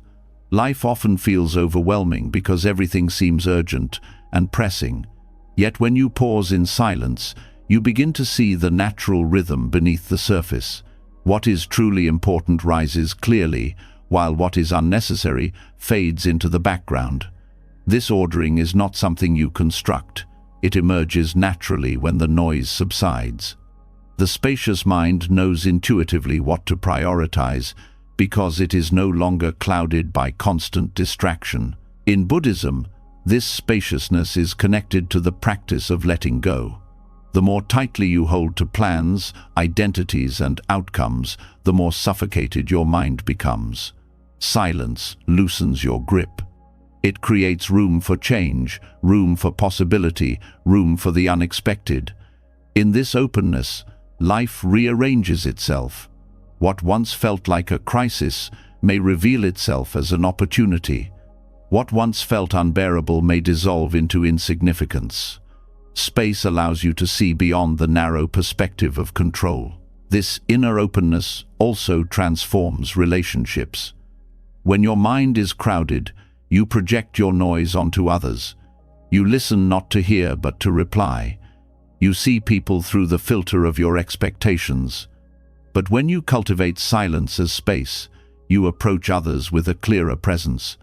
You hear them more deeply, without rushing to impose your own agenda. This creates a sense of safety, allowing genuine connection to flourish. In this way, your inner spaciousness becomes a gift that reshapes the outer world. Spaciousness also reveals how little needs to be forced. When you release control, life often arranges itself more harmoniously than your plans ever could. The right opportunities come at the right time. Obstacles dissolve when you stop pushing against them. Relationships settle into their natural balance. This is not passivity, but alignment, trusting that when you create the space, life itself knows how to flow into order. There is also healing in this practice. Many inner wounds fester because the mind is too crowded to process them. Pain is avoided, buried under distractions, numbed by constant activity. Silence gives space for these wounds to surface gently. By allowing them to rise without resistance, you give them the room they need to heal. Just as a wound needs air to close, the heart needs space to release. In silence, what was once suffocating begins to loosen its hold. Inner space is also essential for creativity. No innovation, no deep insight, no great work of art has ever come from a mind overwhelmed by noise. Creativity requires emptiness, a gap where something new can arise. Silence provides that gap. When you are not filling every moment with sound or thought, inspiration has room to enter. This is why so many profound ideas surface during still moments, walking quietly, sitting in nature, resting in meditation. Space is the soil where creativity takes root. Cultivating space also reshapes how you move through time. Normally, the mind is trapped in past regrets or future worries, leaving no room for the present to be felt.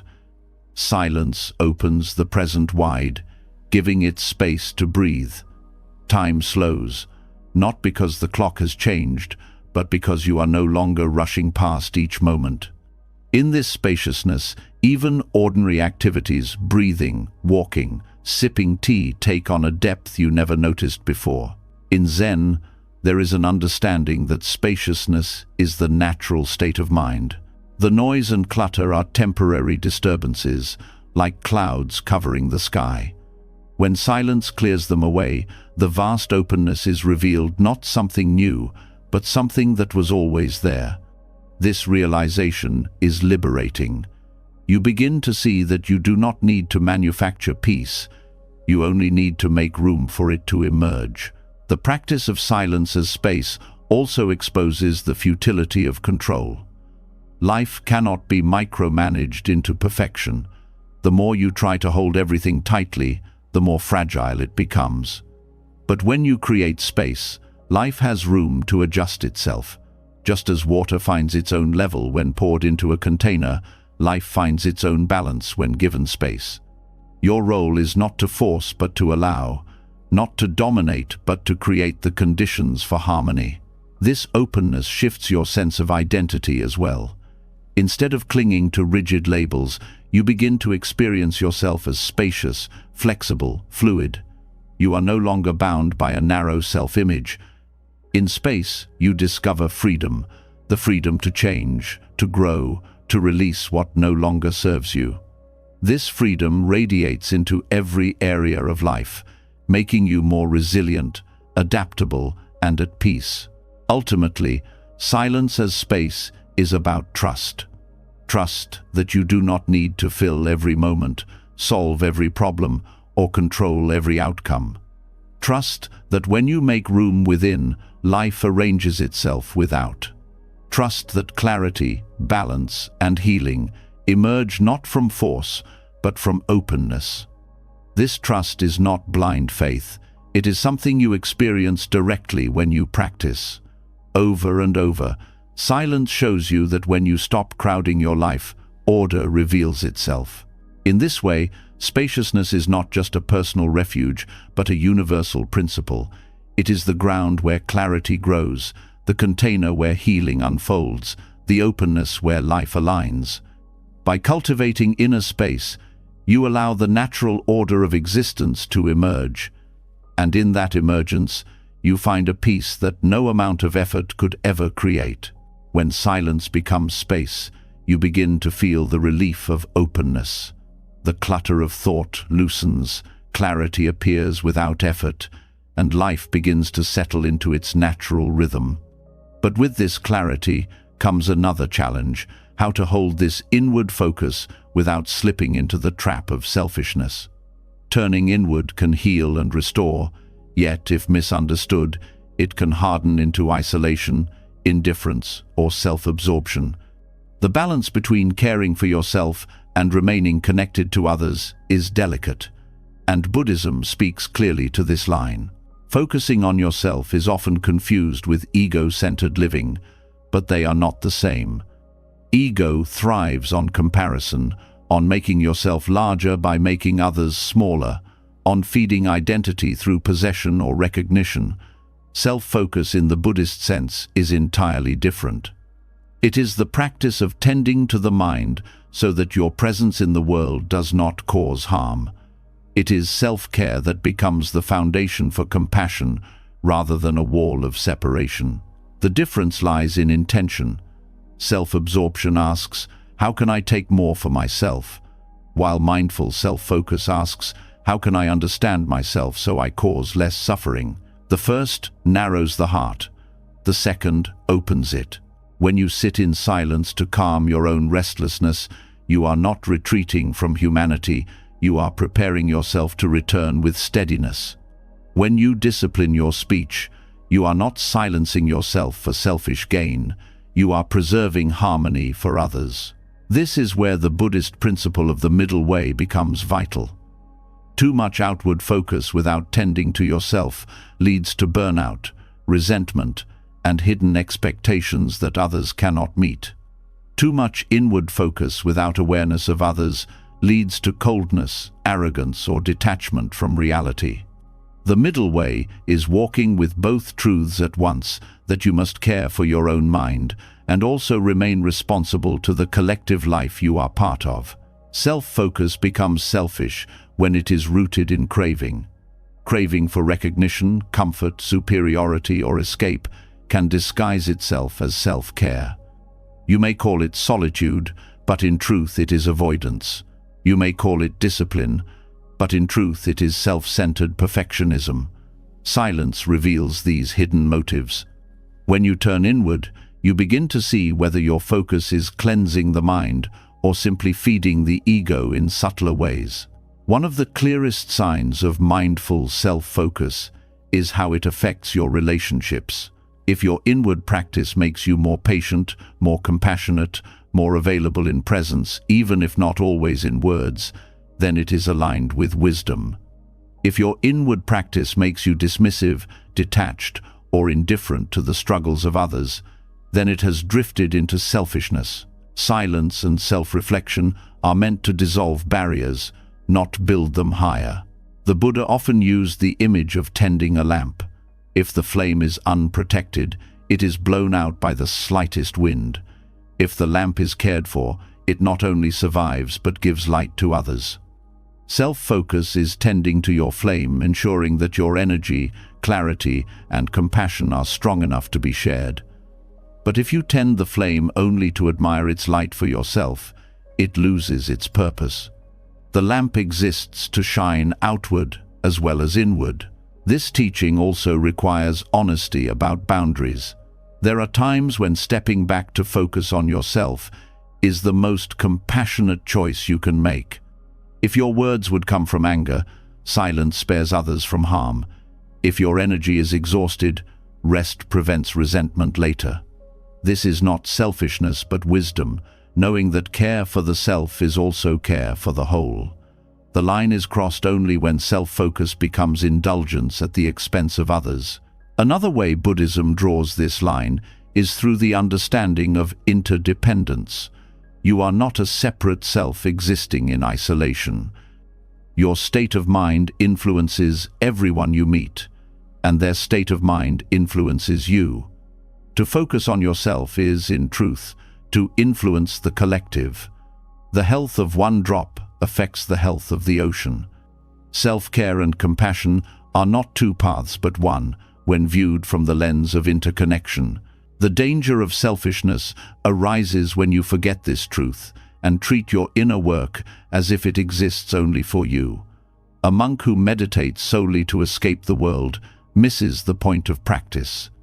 A layperson who pursues self-care only for personal comfort misses the depth of its purpose. The real fruit of inner work is how it ripples outward. You practice to lighten your own suffering, yes, but also to avoid adding suffering to the world. This is compassion expressed through responsibility. Self-focus without selfishness also requires humility. The more you tend to your mind, the more you realize how fragile it can be, how often it is clouded by delusion, how easily it drifts into craving. This humility prevents your practice from becoming pride. You no longer see yourself as above others because you meditate or cultivate silence. Instead, you recognize the shared struggle of every human being trying to find peace. Your inward work deepens empathy rather than superiority. This humility is reinforced through the practice of right intention. Before turning inward, you ask, what is the purpose of this act? If it is to avoid, to escape, or to inflate the self, then it leads toward selfishness. If it is to clarify the mind, to dissolve restlessness, to strengthen compassion, then it leads toward liberation. Silence becomes a mirror that shows you which path you are walking. The paradox is that true self-focus often leads to forgetting the self. The more you tend to your mind, the more you see that the rigid I is an illusion. You begin to act less from ego and more from awareness. In this way, self-focus that begins as personal healing naturally dissolves into care for the world. You do not have to force compassion. It arises when the barriers of ego are softened. The modern world often mislabels self-absorption as empowerment. It tells you to prioritize yourself, but often in ways that encourage indulgence, comparison, or superiority. Buddhism corrects this misunderstanding. Empowerment comes not from inflating the self, but from seeing through it. The empowerment of true self-focus is the freedom to act without being driven by craving or fear, to care without being trapped by expectation, to give without needing to prove. Ultimately, the line between self-focus and selfishness is drawn by awareness. Are you turning inward to polish the mind so it can reflect clarity outward? Or are you turning inward to build walls and preserve comfort? Only silence can show you the difference, and only honesty can keep you aligned. When this balance is lived, you discover that caring for yourself is never at odds with caring for others. They are two sides of the same act. The more you dissolve your own restlessness, the more peace you bring into every room you enter. The more you heal your own wounds, the less likely you are to wound others. The more you free yourself from ego, the more naturally compassion flows.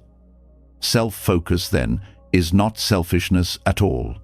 It is the preparation for love in its purest form, a love that requires nothing in return because it flows from clarity rather than need. When the balance between self-focus and selfishness becomes clear, silence takes on a new depth. It is no longer only about calming the mind or tending to your own clarity, but about discovering teachings that words alone cannot carry. Scriptures and teachers can point toward truth, but the deepest lessons often reveal themselves in the pauses, in the moments when nothing is spoken and yet everything is understood. This is the unspoken Dharma, the wisdom of silence that slips between words, teaching through presence, stillness, and the spaces in which language cannot reach. The power of silence as a teacher lies in its directness. Words require interpretation. They pass through filters of memory, culture, and personal bias. But silence bypasses these filters. It does not ask you to analyze or compare. It invites you to experience directly. In a pause, you meet yourself without distraction. In stillness, truth emerges without adornment. Many people spend years studying texts yet never touch the heart of wisdom, while a single moment of true silence can break illusions that words could not dissolve. Pauses carry weight because they reveal what is often hidden beneath speech. Teachers in the Buddhist tradition often leave gaps between words, not because they have nothing to say, but because the silence itself is the teaching. It forces the student to sit with their own mind, to confront the discomfort of waiting, to notice what arises in the absence of instruction. In those moments, you learn patience, presence, and the art of listening without expectation. Silence also teaches humility. When you pause instead of filling space with explanations, you realize how much of speech is driven by the need to prove or control. In silence, that need fades, and you are left with the vastness of not knowing. This openness to not knowing is itself a form of wisdom. The greatest teachers remind us that truth cannot be fully captured in words, and silence is their way of pointing to what lies beyond language. The unspoken Dharma is also about presence. When a teacher sits quietly, the lesson is not in the words, but in the energy of being fully there. That presence speaks more loudly than instruction, showing that wisdom is not something to memorize, but something to embody. You begin to realize that the way someone holds silence can communicate peace, compassion, or clarity more powerfully than any sermon.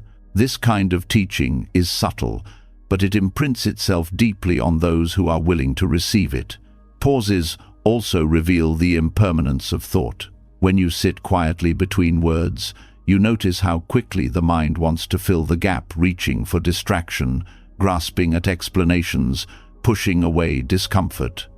In observing this, you learn how restless the mind truly is. And in that recognition, you begin to loosen your attachment to thought itself. Silence shows you that you are not your thoughts. You are the awareness beneath them.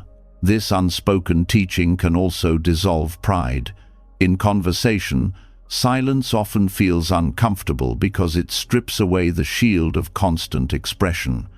When you allow a pause without rushing to fill it, you expose the ego's hunger for attention and validation. Learning to rest in that pause without fear is a lesson in humility, teaching you that you do not need to prove your worth with endless words. Silence as Dharma is especially powerful in meditation. Scriptures can instruct you on posture or breath, but the true lesson comes when you sit and face yourself. In that stillness, you learn patience, endurance, and clarity, not from theory but from direct experience. The body aches, the mind resists, distractions arise, but as you remain, you begin to see the impermanence of all of it. These lessons are not spoken, yet they shape your understanding more deeply than text ever could. The pauses in life carry this same wisdom. A pause before reacting in anger teaches restraint. A pause after hearing criticism teaches reflection. A pause in grief teaches acceptance. These lessons do not come from words, but from the space you allow between impulse and response. Each pause is a chance to choose differently, to break the cycle of habit and step into awareness. Even in the natural world, silence teaches. The stillness of a forest, the quiet before dawn, the pause between waves, all carry a depth that no scripture can reproduce. To sit in nature's silence is to be reminded that wisdom is not confined to books or temples. It is woven into existence itself, waiting in the spaces where noise does not dominate. What makes the unspoken Dharma so transformative is that it cannot be argued with. Words can be debated, misunderstood, twisted. Silence cannot. It simply is, and in its presence, you either open to it or resist it. If you open, it teaches without effort. If you resist, it reveals the restlessness still living in you. Either way, it brings you face to face with truth. This teaching also strips away dependency. A teacher's words can make you dependent on their guidance. Silence, however, points you back to your own awareness. It forces you to trust your direct experience, to rely on your own clarity rather than leaning on external authority. In this sense, the unspoken Dharma is the most empowering form of teaching. It returns the responsibility of awakening to you. Over time, practicing silence as Dharma changes your relationship with language itself. Words no longer feel like the ultimate authority, but as tools useful but limited. You begin to value the pauses between sentences as much as the sentences themselves. You learn to listen not just to what is said, but to the silence surrounding it. In this way, silence deepens your perception of life as a whole. The unspoken Dharma also reveals compassion in a unique way. To sit with someone in silence during their suffering can sometimes bring more comfort than words ever could. The pause itself communicates presence, care, and patience. It tells them they are not alone without the need for explanation. This silent compassion is often more healing than any advice. Ultimately, silence teaches that truth is not something external to be given, but something internal to be revealed. The pauses are not empty. They are full of the opportunity to see directly, to feel fully, to awaken without distraction. Scriptures guide, teachers point, but silence delivers you to the experience itself. The unspoken Dharma is the reminder that wisdom does not always arrive through sound. Sometimes it arrives through stillness, through presence, through the quiet recognition that what you were seeking has always been within you. And in learning from silence, you discover a truth that words could never fully capture, that peace is not taught but uncovered, not explained but lived. When silence begins to reveal lessons that words cannot, you understand that wisdom does not always come through instruction, but often through restraint, through what is not said, through the space left open for discovery. This understanding naturally unfolds into the next dimension of silence. how it can shape relationships. Silence is not only a path inward, it is also a way of loving others without controlling them. This form of love is subtle and rare. It is not about giving advice at every turn or fixing others' lives, but about stepping back inwardly and letting them walk their own path. Silent detachment becomes a higher form of compassion because it honors the freedom of another soul to learn in their own time, without interference. To love silently in this way requires a deep trust. Most of the suffering in relationships comes not from lack of care, but from the urge to control, wanting others to think like us, act like us, make choices that match our vision of what is right. Even when the motive is love, control creates tension. The more tightly you hold someone, the less space they have to grow. Silent detachment dissolves this tension. It says, "I care for you enough to let you live your own journey." This does not mean cold withdrawal. Detachment in Buddhism is not indifference. It is freedom from clinging. When you cling to outcomes for others, you love them conditionally. You are only at peace if they behave as you want. True love lets go of those conditions. It supports without demanding, encourages without controlling, stands near without suffocating. In silence, you learn that this kind of love is not passive, it is active, respect for the other's autonomy. Silent detachment also heals the subtle wounds of pride.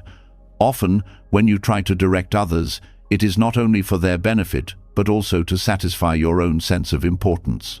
You want to feel needed, to feel wise, to feel in control. In silence, these hidden motives surface. By restraining the urge to always intervene, you humble yourself and give others the dignity of walking their own path. This humility is itself a form of love. There is also compassion in knowing when your words will not help. Many times, advice falls on ears not ready to hear. Attempts to guide can harden resistance rather than soften it. Silent detachment understands timing. It trusts that each person will come to realization when the conditions are right. Instead of pushing, it waits patiently, offering presence without pressure. In this waiting, love shows itself as faith in the other's inner capacity to learn. This practice changes how you listen. When you no longer feel the need to control or fix, you listen more deeply. You hear not just the words of another, but the silence beneath their words, the fears, the longings, the uncertainties they may not even recognize themselves. And because you are not rushing to fill the silence with solutions, your presence becomes a mirror in which they can hear themselves more clearly. Often, this is more healing than any advice. Silent detachment also protects relationships from the exhaustion of over-involvement. When you constantly try to direct others, you drain yourself and create dependency in them. Neither truly grows. But when you step back inwardly, you conserve your energy and empower them to find their own strength. This balance makes relationships healthier, built on mutual respect rather than control. Another layer of this practice is letting go of outcomes. Love is often entangled with expectation, hoping someone will succeed in the way you define success, or avoid mistakes you fear for them. But life cannot be lived through another's script. Silent detachment accepts this truth. It releases the illusion of ownership over another's journey. It allows life to teach them in its own way, even if that means mistakes, even if that means pain. Trusting that their path is theirs to walk is one of the highest forms of love. This is not easy, because silence in the face of someone's struggle can feel like abandonment. But true detachment is not abandonment, it is presence without interference. It is sitting with someone in their difficulty without rushing to erase it. It is offering support without trying to rewrite their story. This kind of love requires inner strength, because it resists the ego's desire to feel useful. But its effect is profound. It gives others the rare gift of being fully seen and accepted exactly as they are. Silent detachment also teaches patience. Growth is slow, and no amount of pushing can speed it up. Just as a flower opens in its own season, people open when the time is right. To wait without forcing, to love without clinging, to remain steady without demanding, this is patience lived as love, and silence is the soil where this patience grows. The practice also transforms how you respond to conflict.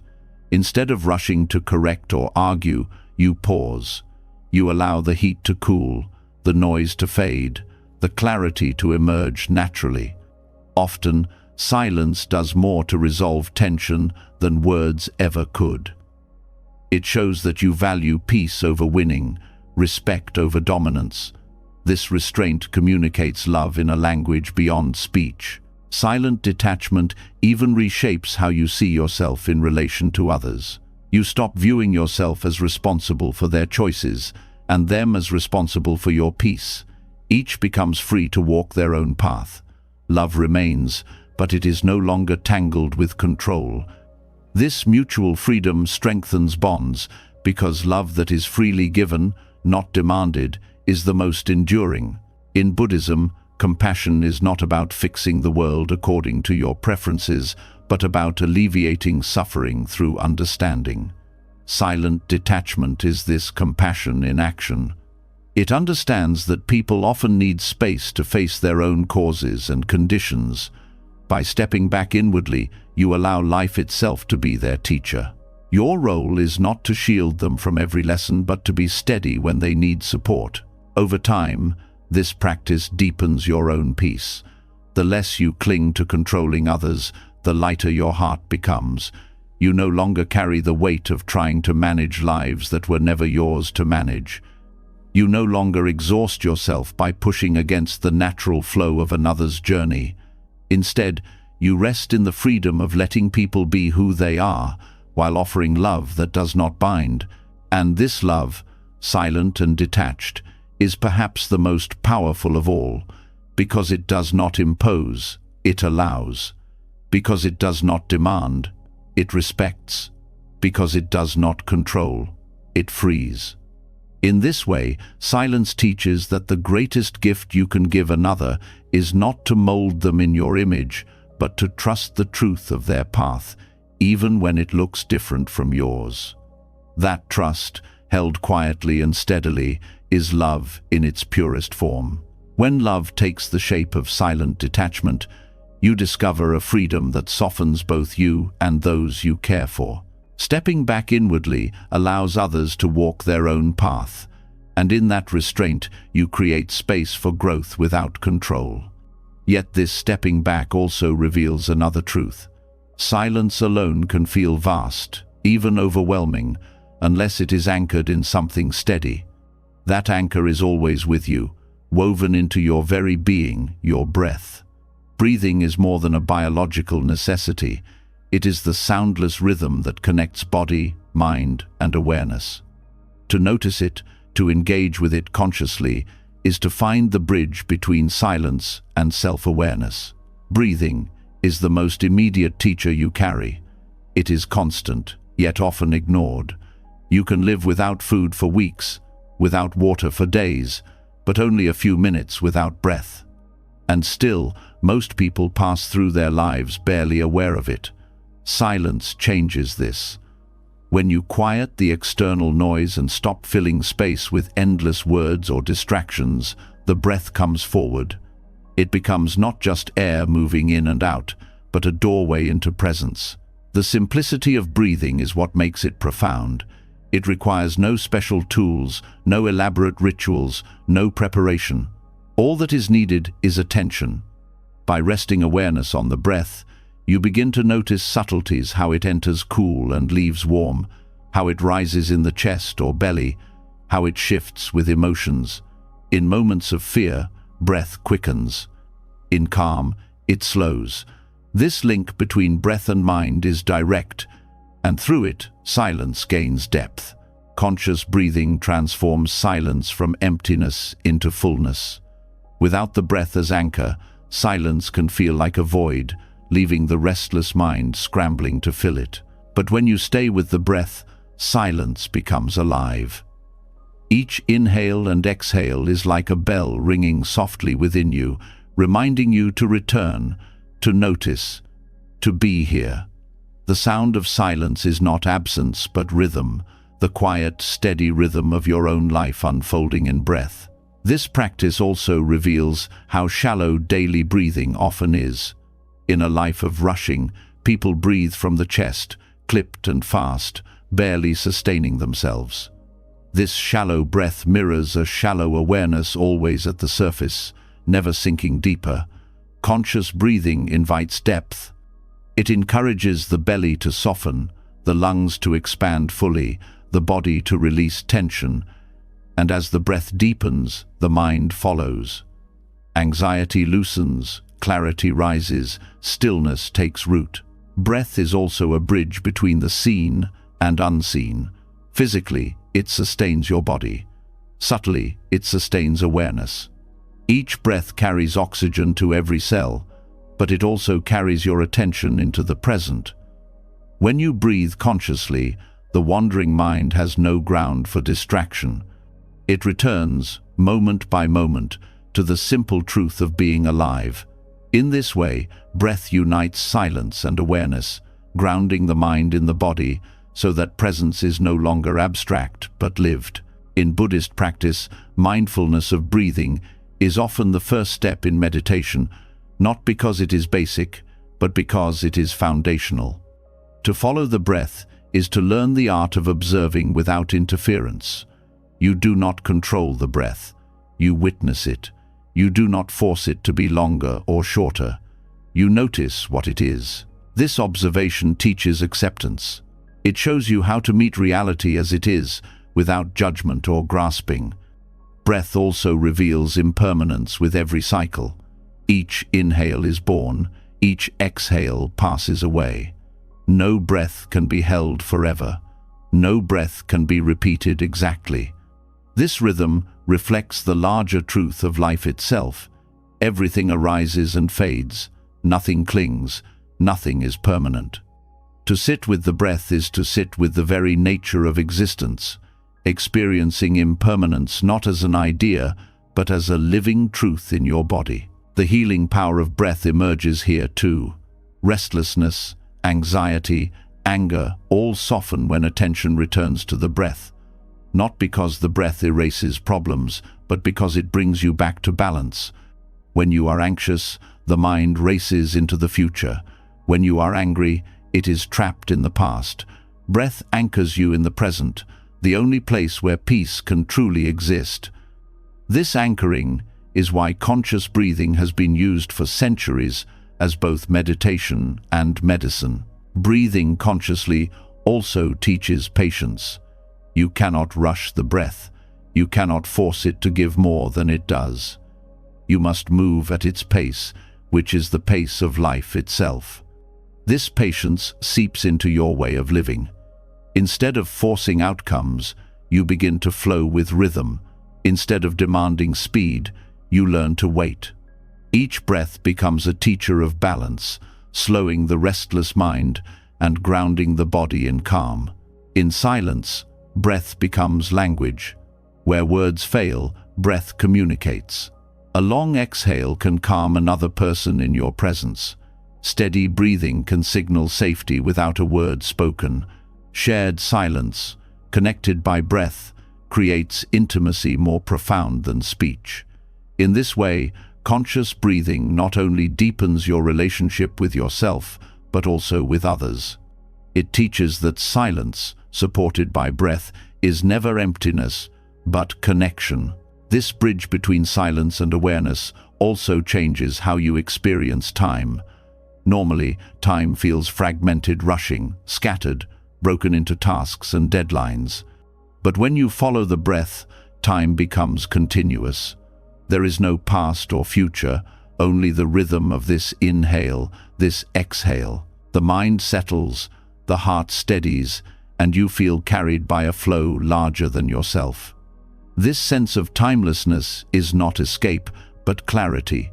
It shows that life has always been unfolding breath by breath, whether you noticed or not. Breath also reveals the unity of body and mind.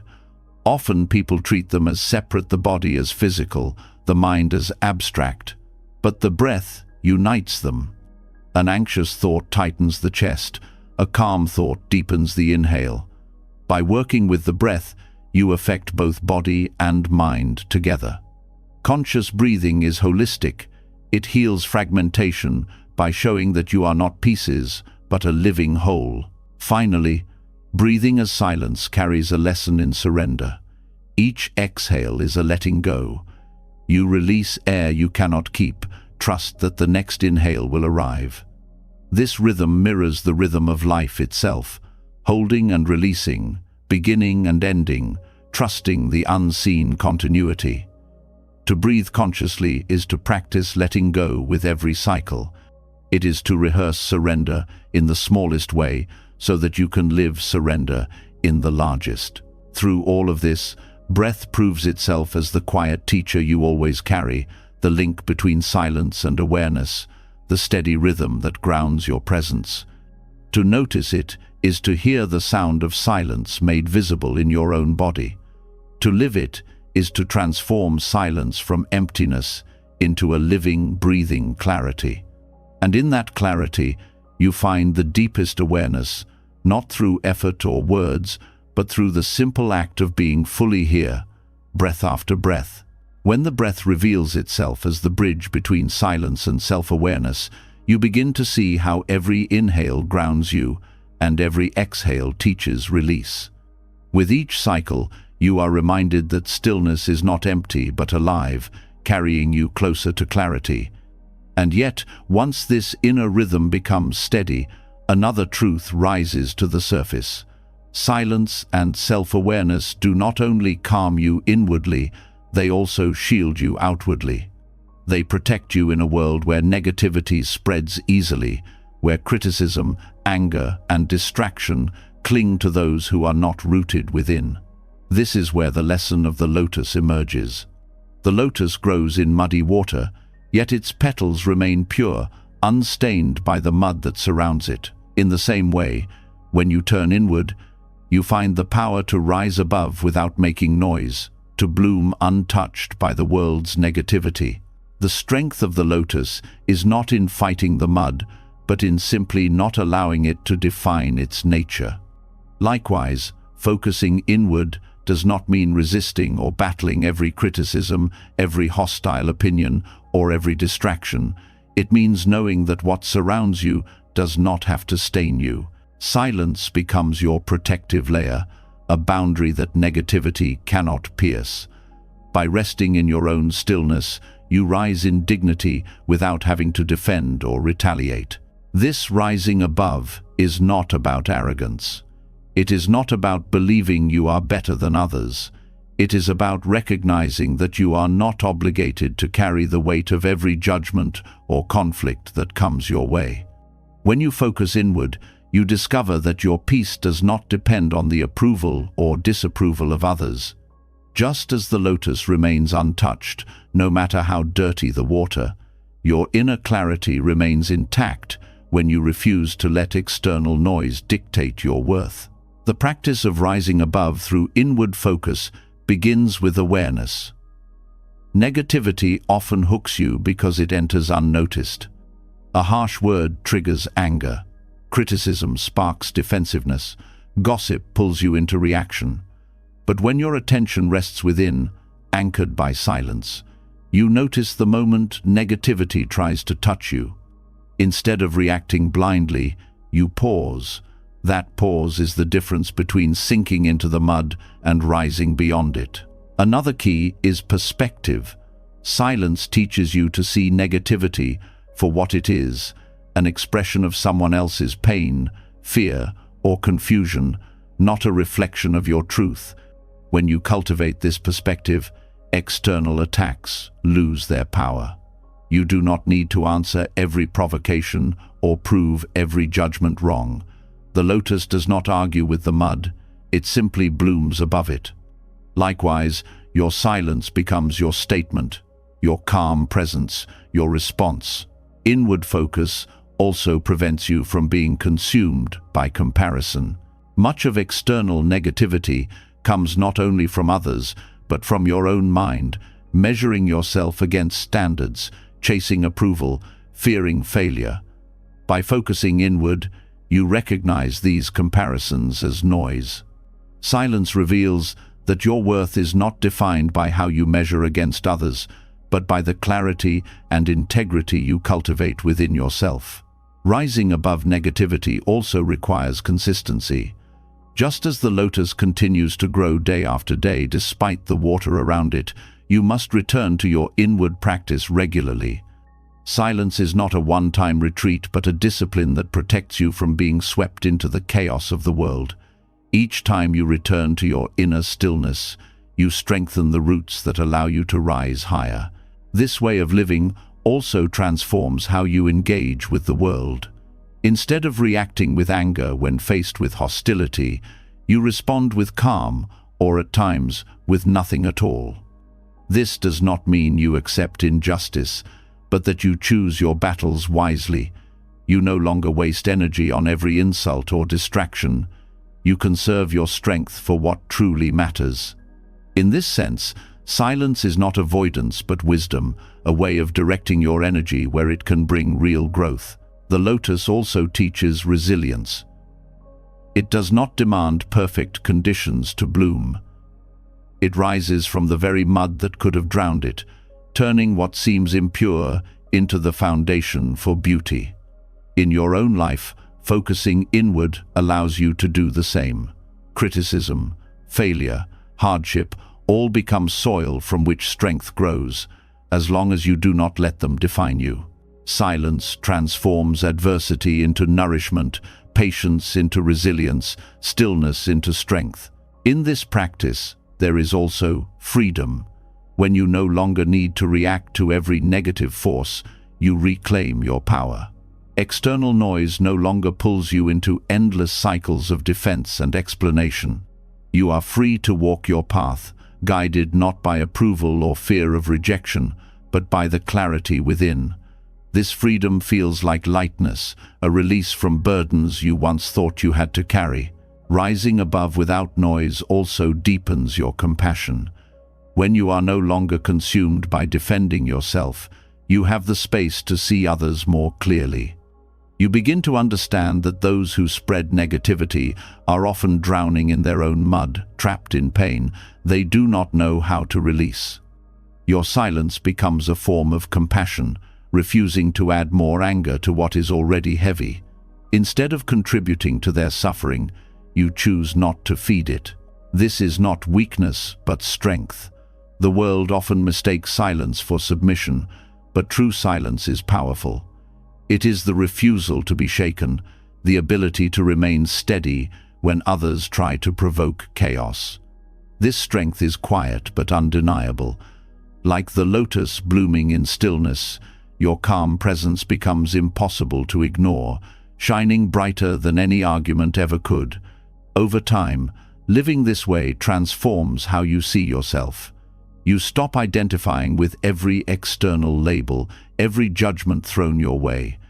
You realize that your worth does not rise and fall with the world's noise. It comes from the stillness you have cultivated, the clarity you carry inside. This realization is liberation, the freedom to live untouched by negativity, blooming in peace no matter the conditions around you. In the end, the lotus effect is not about escaping the world, but about showing that purity, clarity, and dignity are possible within it. Just as the lotus grows not despite the mud, but because of it, you can rise not despite challenges, but through them. Silence and inward focus become your shield, your nourishment, your strength. And when you live this way, you discover that you do not need to fight noise with more noise. You bloom quietly, untouched, and in that quiet blooming, you reveal the power of rising above. When you rise above negativity with the quiet strength of the lotus, you begin to see that not every storm requires your participation. You do not need to defend yourself against every criticism or wrestle with every judgment. And this insight leads naturally to another form of inner power, the courage to step away from arguments. In a world that glorifies winning debates, proving others wrong, and speaking louder than everyone else, the decision to withdraw can seem weak. Yet in truth, it takes far more strength to refuse the invitation to conflict than to enter it. This hidden courage is one of the most transformative powers silence gives you, because it preserves your peace while shifting the dynamic of the world around you. Arguments have an energy that feeds on reaction. The moment you respond defensively, the fire grows. Each word becomes fuel, each point a spark that keeps the cycle alive. You may win for a moment, but the cost is heavy: inattention, broken relationships, wasted energy. What most people call victory in argument is often nothing more than the satisfaction of ego. Silence offers a different kind of victory, one that does not wound you or others. By withdrawing, you deny the argument its fuel. You let the fire burn out on its own, leaving behind peace instead of ashes. Withdrawing from arguments does not mean you have no conviction. It does not mean you avoid truth or allow harm to go unchecked. It means you understand the futility of proving yourself to those who are not ready to hear. It means you recognize that wisdom does not require defense. Just as the lotus blooms without noise, truth shines without constant argument. When you know your center, you no longer need the world's agreement to validate it. This courage begins with self-awareness. Most arguments do not arise from genuine curiosity, but from ego clashing with ego. The need to be right, to be seen as superior, to protect identity, these drive conflict more than truth does. By stepping inward, you begin to notice this impulse in yourself. You see the urge to reply, the rise of defensiveness, the craving to have the last word. And in seeing it, you create the space to choose differently. That pause is the birthplace of courage. The power of silence in arguments lies in its disarming effect. When someone expects resistance and you do not provide it, the force of their attack weakens. Your silence becomes a mirror, reflecting their energy back to them. Sometimes, this makes them realize the futility of their own anger. Sometimes, it simply ends the conflict without escalation. Either way, your silence changes the pattern, creating space where aggression cannot thrive. This practice also frees you from the endless cycle of justification. The more you argue, the more you feel compelled to defend, to explain, to prove. Each explanation ties you further into the web of conflict. But when you step back, you reclaim your time and energy. You realize you are not obligated to explain yourself to everyone. Not every misunderstanding requires correction. Not every attack requires defense.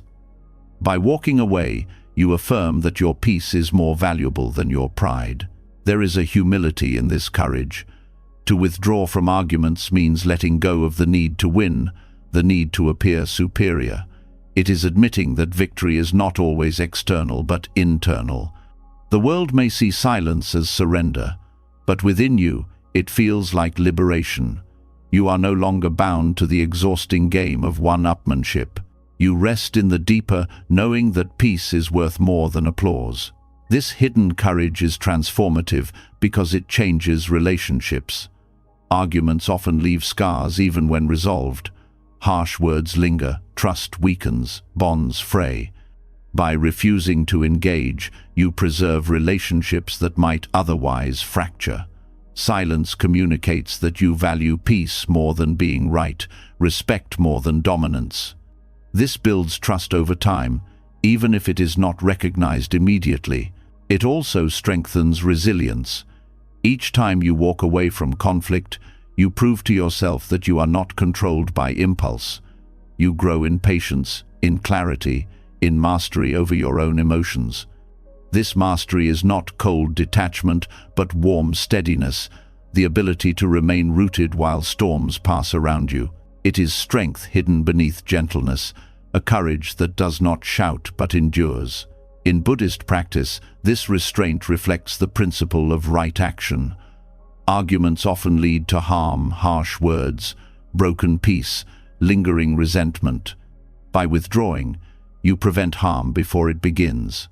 This is not passivity, it is wisdom in action. It is choosing the path that nurtures harmony rather than feeding division. In this sense, silence is not avoidance but responsibility, the responsibility to protect peace, both within and without. Over time, you realize that arguments rarely change hearts. Debates may sharpen intellect, but transformation comes from presence, not persuasion. People are moved more by the calm strength of your silence than by the sharpness of your rebuttals. By refusing to argue, you plant a seed in others, an unspoken invitation to question why you do not need to fight. That seed can grow long after the moment has passed. This hidden courage also deepens self-trust. When you stop chasing validation through arguments, you rely on your own clarity instead of others' approval. You begin to trust your inner knowing more than external agreement. This trust makes you less vulnerable to manipulation, less shaken by criticism, less desperate to prove yourself. Silence strengthens the foundation of your being in a way arguments never could. Withdrawing from arguments also shifts the energy of the world around you. In a culture fueled by debate, outrage, and constant opposition, silence is radical. It breaks the cycle of hostility. It refuses to contribute to the noise. In choosing not to fight, you create a small pocket of peace.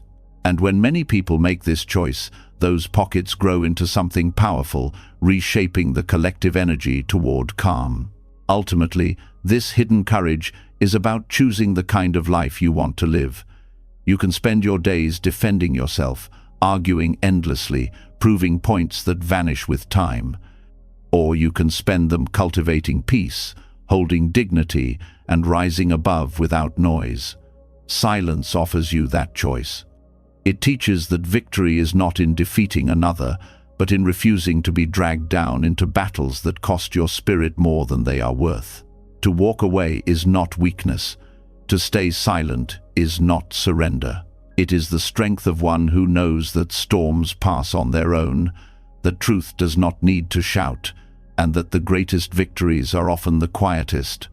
This is the courage of silence, the power to transform both yourself and the world, not through argument, but through restraint.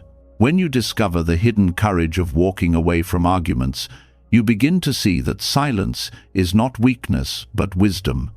It saves you from wasting your energy on battles that only feed the ego. It allows you to remain steady, choosing peace over pride. And yet, beneath this choice lies an even deeper truth, one that silence itself begins to reveal when you stay with it long enough. Silence does more than calm. It points to the very nature of existence.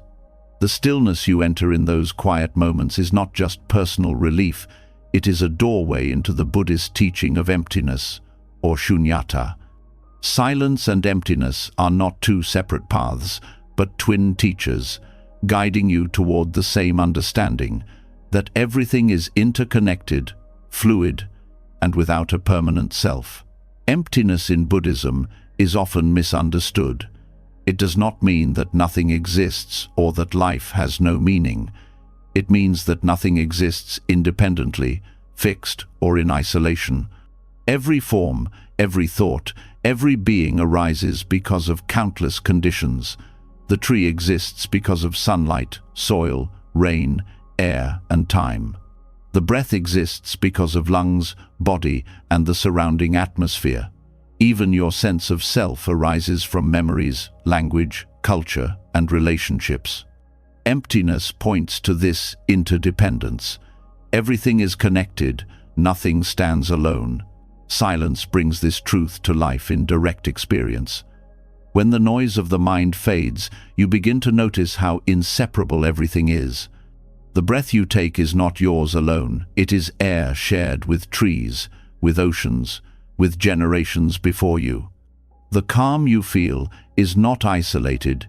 It is shaped by your practice, but also by the teachers who inspired it, the environment that supports it, the countless causes and conditions that made this moment possible.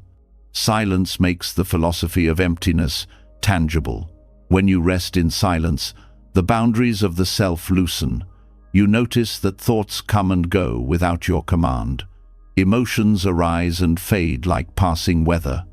Even the sense of I shifts from moment to moment, never fixed. In this recognition, emptiness becomes clear.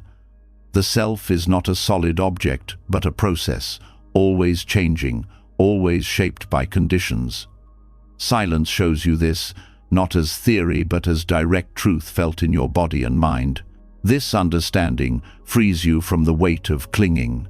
Much of suffering comes from holding tightly to what you believe is permanent identity, possessions, relationships, ideas.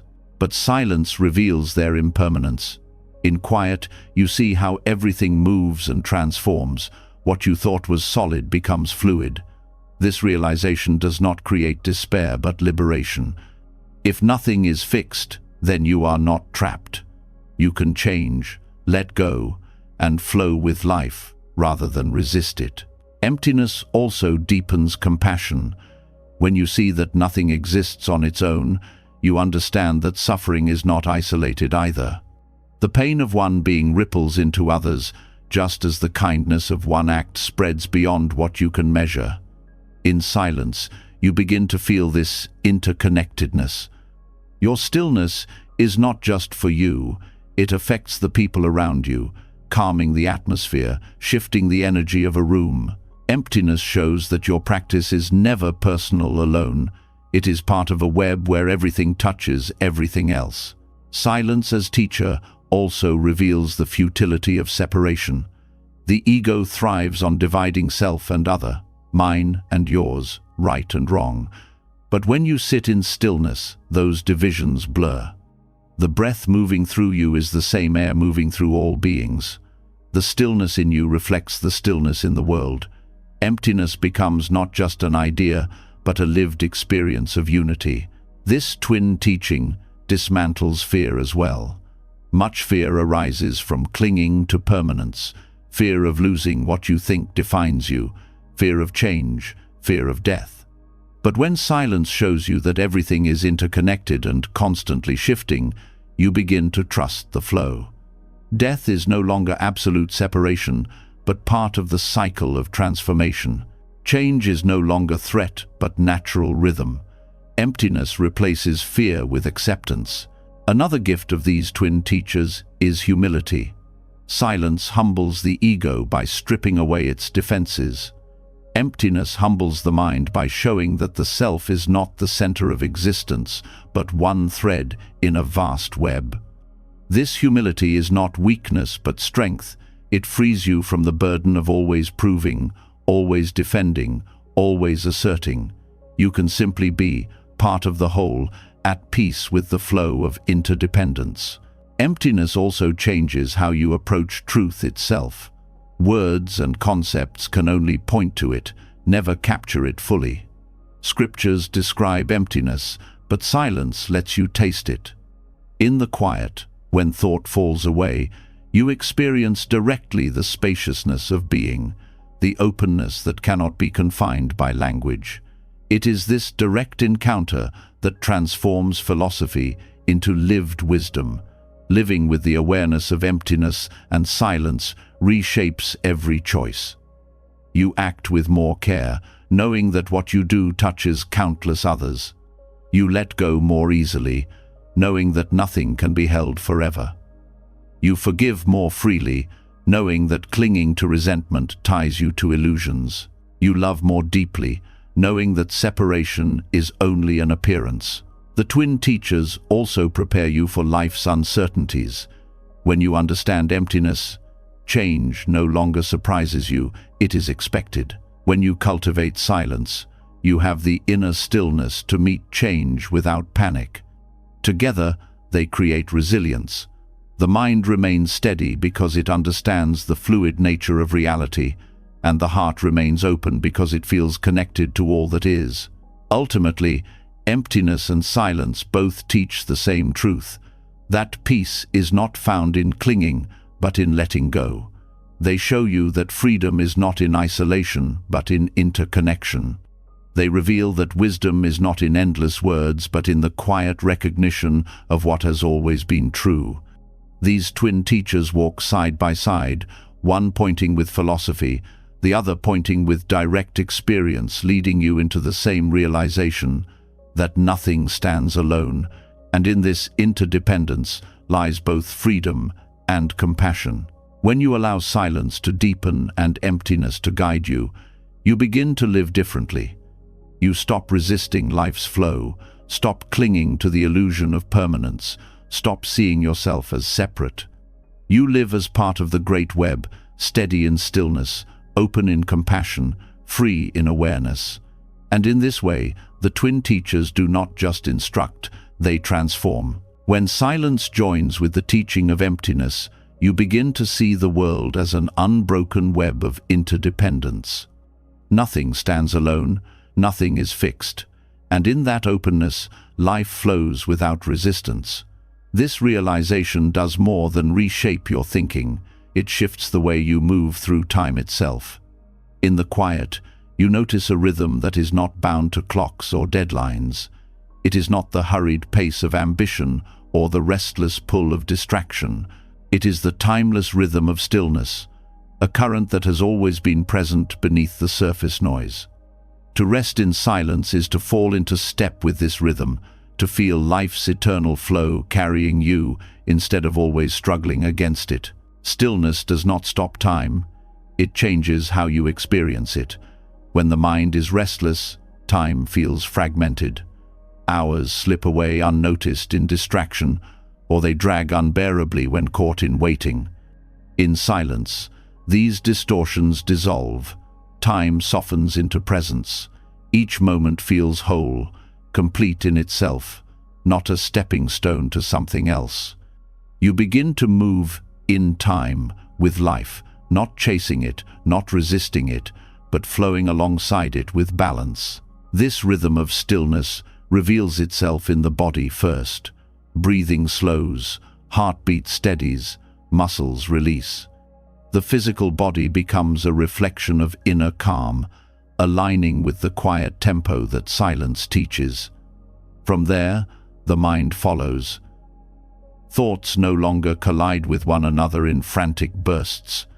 Instead, they rise and fade with a gentler pace, like waves moving in harmony with the tide. The timeless rhythm is not about absence of thought, but about balance, an alignment between mind, body, and the greater flow of existence. Living in this rhythm changes your relationship with urgency. Modern life glorifies speed, demanding that everything be immediate, from messages to achievements. But when you root yourself in stillness, you see that much of this urgency is artificial. Silence shows you that the universe has never been in a rush. Trees take decades to grow, rivers carve valleys over centuries, stars burn for millions of years. When you align with this natural rhythm, you no longer feel pressured to race. You learn the wisdom of pacing yourself, trusting that life unfolds in its own time. This shift is not passivity but harmony. It does not mean you sit idle and wait for everything to happen. It means that your actions begin to align with timing that feels natural rather than forced. You speak when the moment is ready for words. You act when conditions have ripened. You rest when stillness calls for renewal. This way of living conserves energy and magnifies effectiveness. A single action, done in alignment with the rhythm of stillness, can accomplish more than countless efforts made in haste. Silence also uncovers the hidden beauty of ordinary moments. When you move too quickly, life becomes a blur, a series of tasks completed without depth. In stillness, every moment reveals its richness. A sip of water becomes refreshing in a way you had forgotten. A conversation carries nuance you once overlooked. The rhythm of stillness slows you enough to actually meet your life, not just pass through it. This meeting is what makes moments feel timeless. They are no longer reduced to minutes ticking away, but lived as complete experiences. The timeless rhythm also teaches resilience. When you are disconnected from stillness, you are tossed about by every change, pulled by every demand, shaken by every storm. In silence, you feel the deeper current that runs beneath all of it. Like a river that continues flowing under shifting waves, life's rhythm carries on regardless of surface turbulence. Resting in this awareness gives you steadiness. You no longer panic when storms come because you trust the current beneath them. This awareness also reshapes your sense of identity. Most people define themselves by what they do, how much they accomplish, how quickly they move. But in stillness, you begin to sense another layer of self, the part of you that is not rushing, not striving, but simply being. This deeper self is not bound by the timelines of the world. It is connected to something eternal, something vast, something that does not measure worth in speed or productivity. Aligning with this part of yourself frees you from the exhaustion of always proving. In silence, you also realize that the timeless rhythm is shared. It is not your private refuge, but a universal current. When you sit in stillness, you feel how it connects you to others, to nature, to all existence. You are breathing in the same rhythm that sustains every living being. You are resting in the same quiet that has held generations before you. This sense of shared rhythm dissolves loneliness and replaces it with belonging. You are part of life's great unfolding, moving in harmony with all that is. The rhythm of stillness also teaches trust. Restless minds cling to control, fearing what will happen if they let go. But when you rest in silence, you see how life moves without your constant interference. The breath continues, the heart beats, the earth turns. You realize that you are carried by forces larger than yourself, and this recognition softens the grip of control. Trust replaces tension. Life becomes less about forcing outcomes and more about joining the rhythm already carrying you. Over time, this practice changes how you see challenges. Instead of viewing them as interruptions, you begin to see them as part of the rhythm. Just as music has pauses and dissonance that give depth to the song, life's difficulties add shape and texture to the flow. Silence allows you to face them without breaking rhythm, to move through them without losing balance. The timeless current holds even in moments of chaos, reminding you that no storm defines the whole river. Perhaps the greatest gift of the timeless rhythm is peace. Not the fragile peace that depends on perfect circumstances, but the deep peace that comes from alignment. When you move with the rhythm of stillness, life no longer feels like a struggle against time. It feels like a dance, one where you are guided step by step, breath by breath. Each moment becomes enough, because you are fully in it. And in this way, silence transforms time from something you chase into something you live. This is how silence aligns you with eternity, not by pulling you away from life, but by weaving you back into its natural flow. It shows you that you do not need to hurry, prove, or force your place. You are already part of the rhythm, and when you rest in it, life begins to carry you with a grace that words cannot describe. In stillness, time ceases to be your enemy. It becomes your teacher, your companion, your rhythm. And in that rhythm, you finally feel at home. When silence draws you into the timeless rhythm of stillness, life begins to feel less like a race against the clock and more like a song you are moving with, step by step. You find yourself breathing with the flow of existence, no longer pushing against its current. But as this harmony deepens, a new realization arises. This stillness you touch is not only something you visit, it is something you can build within. Your own being can become a sanctuary, a place as sacred as any temple or shrine. By tending inward with care and devotion, you consecrate yourself as a living space of truth and refuge. Seeing the self as a temple shifts everything. It changes the way you treat your thoughts, your body, your spirit. In most lives, people scatter themselves outward, spending their energy on endless activity while neglecting the one space that will never leave them, their inner world. Silence invites you back to this space, reminding you that the deepest sanctuary is not found in a building or ritual, but in the way you care for your own being. This inner temple is not built of stone, yet it requires structure. Just as a sacred place is maintained with order, cleanliness, and reverence, so too must your mind and heart be cared for. When you practice inward focus, you sweep away the clutter of restless thought, clear out the dust of resentment, polish the surfaces of gratitude and kindness. This is not abstract, it is the daily work of awareness. Every moment you tend to your mind instead of letting it decay in distraction, you strengthen the temple of the self. Treating yourself as a temple does not mean perfection or purity in the rigid sense. It means honoring the space within as something worthy of care. You would not desecrate a sacred hall with careless words or destructive acts. In the same way, you begin to treat your body with respect, your speech with mindfulness, and your thoughts with discipline. Each choice becomes an offering, shaping the atmosphere of your inner temple. This practice also redefines solitude. For many, being alone feels empty, even frightening. But when you cultivate yourself as a temple, solitude becomes rich. You no longer seek constant company to avoid silence, because silence itself becomes sacred. Inwardly, you feel accompanied by presence, supported by the strength of your own stillness. You realize you are never truly alone when you rest in the sanctuary of awareness. The temple of the self is also a place of refuge. Life brings storms, loss, failure, conflict, uncertainty. Most people seek comfort outside, hoping circumstances will provide safety. But external shelters are fragile. They can collapse without warning. The inner temple, however, remains. If you cultivate it, you carry within you a place that no crisis can destroy. When chaos surrounds you, you retreat inward, and there you find peace that is not dependent on conditions. In Buddhism, there is the image of taking refuge not in external idols, but in the Buddha, the Dharma, and the Sangha. To see yourself as a temple is to extend this principle inward.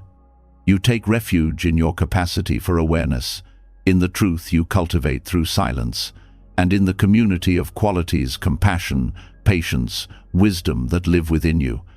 These are not abstract ideals, but living elements of your temple, waiting for you to tend to them. This inner consecration also teaches reverence. Reverence for your body as the vessel through which you practice. Reverence for your mind as the tool that perceives reality. Reverence for your heart as the source of compassion.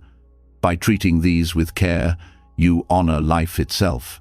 The self becomes not a possession to exploit, but a sacred space to respect. This reverence softens how you live. You eat not just to fill hunger, but to nourish the temple. You rest not out of laziness, but to protect the sacred vessel. You speak not carelessly, but as if your words echo within holy walls. Tending your inner temple also strengthens discipline. Sacred spaces are maintained through daily care, not occasional bursts of attention. In the same way, your mind requires steady practice. Meditation, mindfulness, reflection, these are the offerings that keep your temple alive. Without them, dust gathers, weeds grow, the structure weakens. With them, the temple glows with clarity and resilience. Discipline here is not punishment, but devotion, the devotion of returning again and again to keep your inner space clear. The self as a temple also reframes relationships. When you honor your inner space, you recognize that others carry their own temples within them. You meet them with respect, knowing that each being is a sacred sanctuary shaped by their own struggles and truths. This perspective dissolves judgment and fosters compassion. Instead of trying to invade or control others, you honor their space as you honor your own. There is also profound healing in this practice. Many people carry wounds within the scars of rejection, trauma, or self-neglect. Left untended, these wounds become cracks in the temple. But silence gives you the patience to repair. By sitting with pain instead of fleeing, you patch the broken places with understanding. By offering compassion to yourself, you mend what was once fragile. Slowly, the temple becomes whole again, not because it has never known damage, but because it has been lovingly restored. The inner temple is not meant to be closed off. Just as sacred spaces welcome seekers and offer peace, your temple radiates outward. When you tend to your mind, the calm you cultivate spills into your interactions. When you clean your inner space of anger, others feel safe in your presence. When you adorn your temple with kindness, it shines beyond you, touching lives you may never realize. In this way, self-focus becomes service. The temple of your being becomes a refuge not just for you, but for all who cross your path. Living as a temple also requires humility. It is easy to confuse self-consecration with self-importance, but the two are different. A true temple does not exist to glorify itself. It exists to hold space for truth. When you see yourself as a temple, you remember that your worth is not in ego, but in the qualities you shelter. Humility becomes natural because you realize the temple is not yours alone. It is shaped by all the forces that sustain you: earth, breath, community, wisdom. This way of living reshapes how you see suffering. Instead of seeing pain as a flaw, you begin to see it as part of the sacred work of tending your temple. Cracks let in light, wounds deepen compassion, challenges strengthen the walls of resilience. Every hardship becomes material for building, every difficulty a chance to reinforce the sanctuary within. This transforms suffering into practice, making even the hardest moments part of the consecration. Ultimately, the self as a temple is about alignment. It is aligning your inner world with the values you hold most deeply: truth, compassion, stillness, wisdom. It is shaping your life so that every choice, every breath, honors the sacredness of being alive. It is walking through the world, carrying within you not chaos but sanctuary, not neglect but devotion. And when you live this way, something shifts not only in you, but in those around you. Your presence carries the weight of a temple, quiet, steady, dignified. People feel calmer in your company, more grounded in themselves. You become a reminder that the sacred is not far away, not locked in temples of stone, but alive in every human being willing to tend to their inner space. This is the gift of silence when carried inward. It consecrates your being, turning your life into a living sanctuary. And in this sanctuary, you discover both refuge and responsibility, the refuge of peace no one can take from you, and the responsibility to honor that peace in how you live, how you speak, and how you meet the world. When you begin to treat yourself as a temple, cared for and honored as a sacred space, you discover a strength that feels unshakable. But even within the most carefully tended sanctuary, suffering still arises. Pain, loss, disappointment, and fear do not disappear simply because you've cultivated stillness. They still knock at the door of your heart. Yet the temple you have built gives you a different way to meet them. Instead of collapsing under their weight or drowning in resistance, you learn to sit with suffering in silence. You do not chase it away, and you do not cling to it. You watch. And in that quiet observation, you begin to see something remarkable. Suffering is not permanent, and the moment you stop fighting it, its grip begins to dissolve. Silent observation is not passivity. It is active awareness without interference. Normally, when pain arises, the instinct is to resist. You distract yourself, suppress it, or cover it with noise. Or you do the opposite, cling to it, replaying it in thought, feeding it with stories that make it heavier. Both resistance and attachment strengthen suffering. Silence offers another path. To sit still, breathe, and simply observe is to see pain as it is an experience that comes, shifts, and eventually passes. This practice begins with recognition.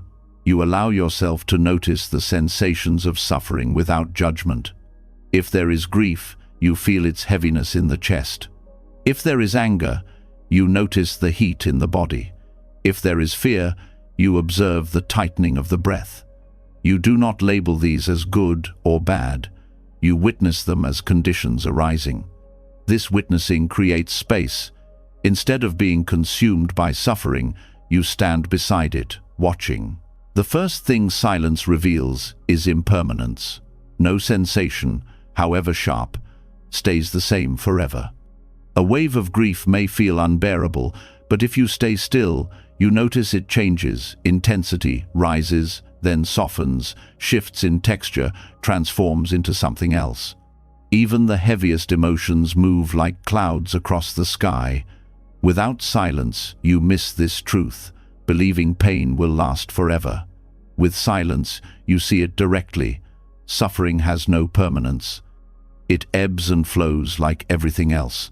Silent observation also reveals the difference between pain and the stories around pain. The raw sensation, tightness, heaviness, heat is one thing. The stories, "This will never end," "I cannot survive this," "My life is ruined," are another. In silence, you begin to separate the two. You see that much of suffering comes not from the raw feeling itself, but from the thoughts you attach to it. Observing quietly breaks this fusion. You learn that you can feel pain without drowning in narrative. This distinction lightens the burden immediately.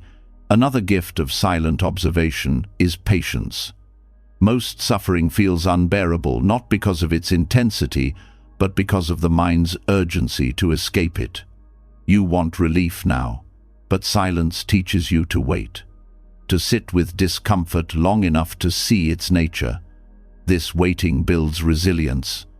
You discover that you can endure more than you thought, that suffering loses much of its power when you stop running from it. This practice also softens the heart. In silence, you begin to see your suffering not as punishment, but as part of the human condition. Everyone feels pain, loss, fear. You are not singled out, you are not alone. This recognition opens compassion for yourself first, and then for others. You understand suffering as a shared truth, and this dissolves the isolation that often makes pain sharper. Compassion rises naturally from silence, because when you face your own wounds honestly, you become gentler with the wounds of others. Silent observation also dismantles identity around suffering. Without awareness, you might say, "I am broken, I am angry, I am hopeless." With awareness, you begin to see anger is present, sadness is moving through, pain is here. This shift seems small but is transformative. It shows you that you are not your suffering. You are the awareness that notices it. This separation is freedom. It means that no matter how strong the storm, a deeper part of you remains untouched. This understanding brings dignity back to suffering. Instead of collapsing into it or masking it, you meet it with presence. You allow it to be, and by doing so, you see its impermanence. You realize suffering is not an enemy, but a teacher. It teaches patience, compassion, resilience, humility. Silence makes space for these lessons to appear, because in quiet observation, suffering loses its sharp edges and reveals its hidden truths. This practice also prevents suffering from spreading harm. When pain is unobserved, it often leaks into the world through harsh words, reactive actions, cycles of blame. But when you hold suffering in silence, you stop it at the threshold. You do not pass your wounds onto others. You contain them, soften them, transform them within. In this way, silent observation is not only healing for you, but protection for those around you. The practice is not easy. Sitting with suffering requires courage. The mind will resist, urging distraction. The body will fidget, wanting escape. Yet each time you return to silence, you grow stronger. Each time you observe instead of reacting, you deepen your freedom. Over time, suffering begins to feel less threatening. You see it as weather, not identity, as passing clouds, not permanent sky. Silent observation of suffering also leads to insight. When you stop reacting automatically, you begin to notice patterns. You see how certain actions, thoughts, or attachments lead to pain. You see how clinging creates frustration, how anger masks fear, how avoidance deepens grief. These insights are not intellectual. They arise naturally when silence allows you to watch suffering with clarity. And once you see the roots, you can begin to live differently, planting seeds of peace instead of cycles of pain. Ultimately, silence reveals that suffering, like all things, is impermanent and empty of fixed self. It is not you. It is not forever. It is a wave passing through the ocean of your being. By observing quietly, you no longer drown in it. You float, you breathe, you endure, and eventually you watch it fade. This fading is not forced. It is the natural law of impermanence. Silence simply allows you to witness it, and in that witnessing, suffering loses its grip. What once felt unbearable becomes manageable. What once felt eternal is revealed as temporary.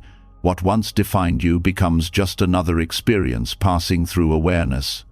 This is the freedom silence offers, not the absence of suffering, but the power to see through it, to meet it with dignity, and to let it dissolve in its own time. When you learn to sit silently with suffering, to watch it rise and fall without clinging or pushing it away, something extraordinary happens. You realize that your presence alone, calm, steady, unshaken, changes not only your relationship to pain but also the energy around you. The stillness you cultivate within does not remain contained. It radiates outward in ways too subtle to measure, but powerful enough to transform. Without speaking, without forcing, without interfering, your silence recalibrates the field you live in. This is where the path deepens, shifting from what is seen and spoken to what is unseen and quietly felt. Subtle energy is rarely acknowledged in modern life, yet it is always present. Walk into a room after an argument, and you feel the tension without anyone explaining. Sit with a person at peace, and your own breathing slows. These shifts are not visible, yet they are undeniable. Buddhism teaches that everything is interconnected, and silence allows you to feel that interconnection not as an idea, but as direct experience.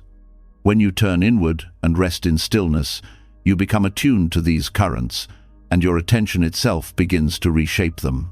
The first place this shift is felt is within relationships. Most conflicts are fueled not only by words, but by the restless energy beneath them, defensiveness, irritation, fear. When you cultivate inner silence, you no longer feed that current. You may not even speak differently, but the space you hold changes everything. A partner feels less attacked. A friend feels more heard. A colleague feels more respected. You have done nothing outwardly except remain anchored, yet the unseen shift in your energy changes the whole interaction. This does not mean you suppress emotion. It means you allow silence to process it before it spills outward. Instead of reacting from agitation, you respond from calm. Instead of transmitting fear, you offer steadiness. Over time, this becomes your natural way of being. Others sense it, and without you instructing them, they begin to settle in your presence. You recalibrate relationships not by controlling them, but by adjusting the energy you bring into them. This subtle influence also extends into work. A mind that is scattered carries chaos into every task. A mind that is silent carries clarity. Without needing to push harder, your decisions sharpen, your priorities align, your creativity flows more freely. You may notice that projects begin to unfold with greater ease, that colleagues respond with less resistance, that opportunities arise more smoothly. This is not luck, it is the unseen effect of your inner stillness aligning the energy around your actions. One of the most profound aspects of focusing on the unseen is realizing that silence speaks louder than effort. Many people believe change must come through force, through constant correction of others, through endless talking. Yet silence shows that transformation often happens in subtler ways. Your quiet patience can soften someone's anger more than your arguments. Your steady calm can hold a group together when words would only scatter it. Energy, not volume, is what shapes outcomes. Attention to inner silence also reshapes decision-making. Normally, choices are clouded by noise, fear of failure, desire for approval, pressure from expectations.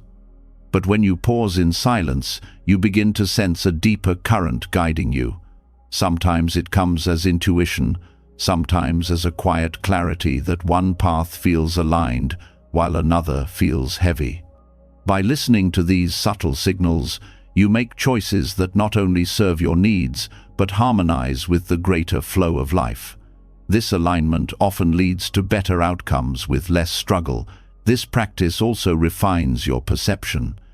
In silence, you notice what is often overlooked: the hesitation in someone's voice, the tension in a room, the shift in your own body when a thought arises. These subtle cues are invisible to the distracted mind, but clear to the silent one. And once you notice them, you can respond with wisdom. You may hold back when words would wound, or step forward when presence is needed. This attentiveness makes your actions more skillful, not because you try harder, but because you see more clearly. Focusing on the unseen also cultivates humility. It reminds you that influence does not come only from what is visible. You realize you do not always need recognition or proof that your silence is shaping things. The subtle shifts may never be noticed by others, but they ripple outward nonetheless. Humility grows because you no longer act for validation. You act because you know silence itself is enough. In relationships, this humility protects love from control. Instead of forcing others to change, you focus on maintaining your own clarity. That clarity naturally influences them without coercion. A parent who responds with calm rather than anger teaches a child patience without lecture. A leader who holds silence before deciding teaches a team the value of reflection without instruction. These are shifts in energy, not commands, yet they often transform more deeply than any direct order. This unseen work also lightens your burden. When you realize you do not need to control everything outwardly, you free yourself from endless struggle. You discover that maintaining your own stillness is enough to influence the whole. This does not mean ignoring responsibility, but it means carrying it differently with trust rather than tension. Life becomes less about forcing outcomes and more about holding the space where outcomes can align naturally. Another layer of this practice is self-healing.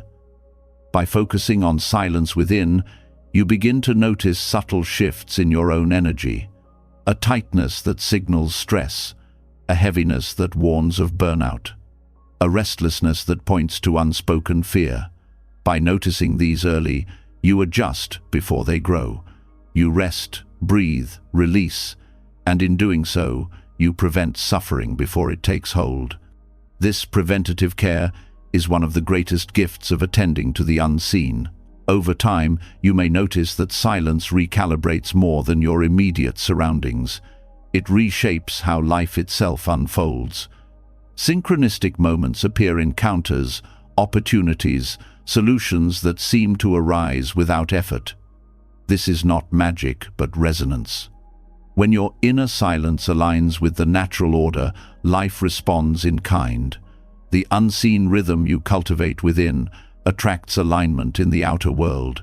Ultimately, focusing on the unseen through silence teaches you that true change rarely comes from noise. It comes from the energy you carry into each moment. You may say little, do less, yet affect more than endless action ever could. Relationships soften, work flows, decisions clarify not because you forced them, but because you aligned yourself inwardly first. This is the quiet power of silence as unseen influence. It is the recognition that life is shaped not only by words and deeds, but by the subtle energy beneath them. And when you tend to that energy with awareness, you discover that the world around you begins to change, not through interference, but through the steady recalibration of your own inner stillness. When you begin to sense the subtle power of silence shaping relationships, work, and even the rhythm of your own decisions, you realize something profound. Not every truth requires words. Influence is often carried in presence, not explanation. This recognition leads to one of the most liberating practices of all the wisdom of not explaining yourself.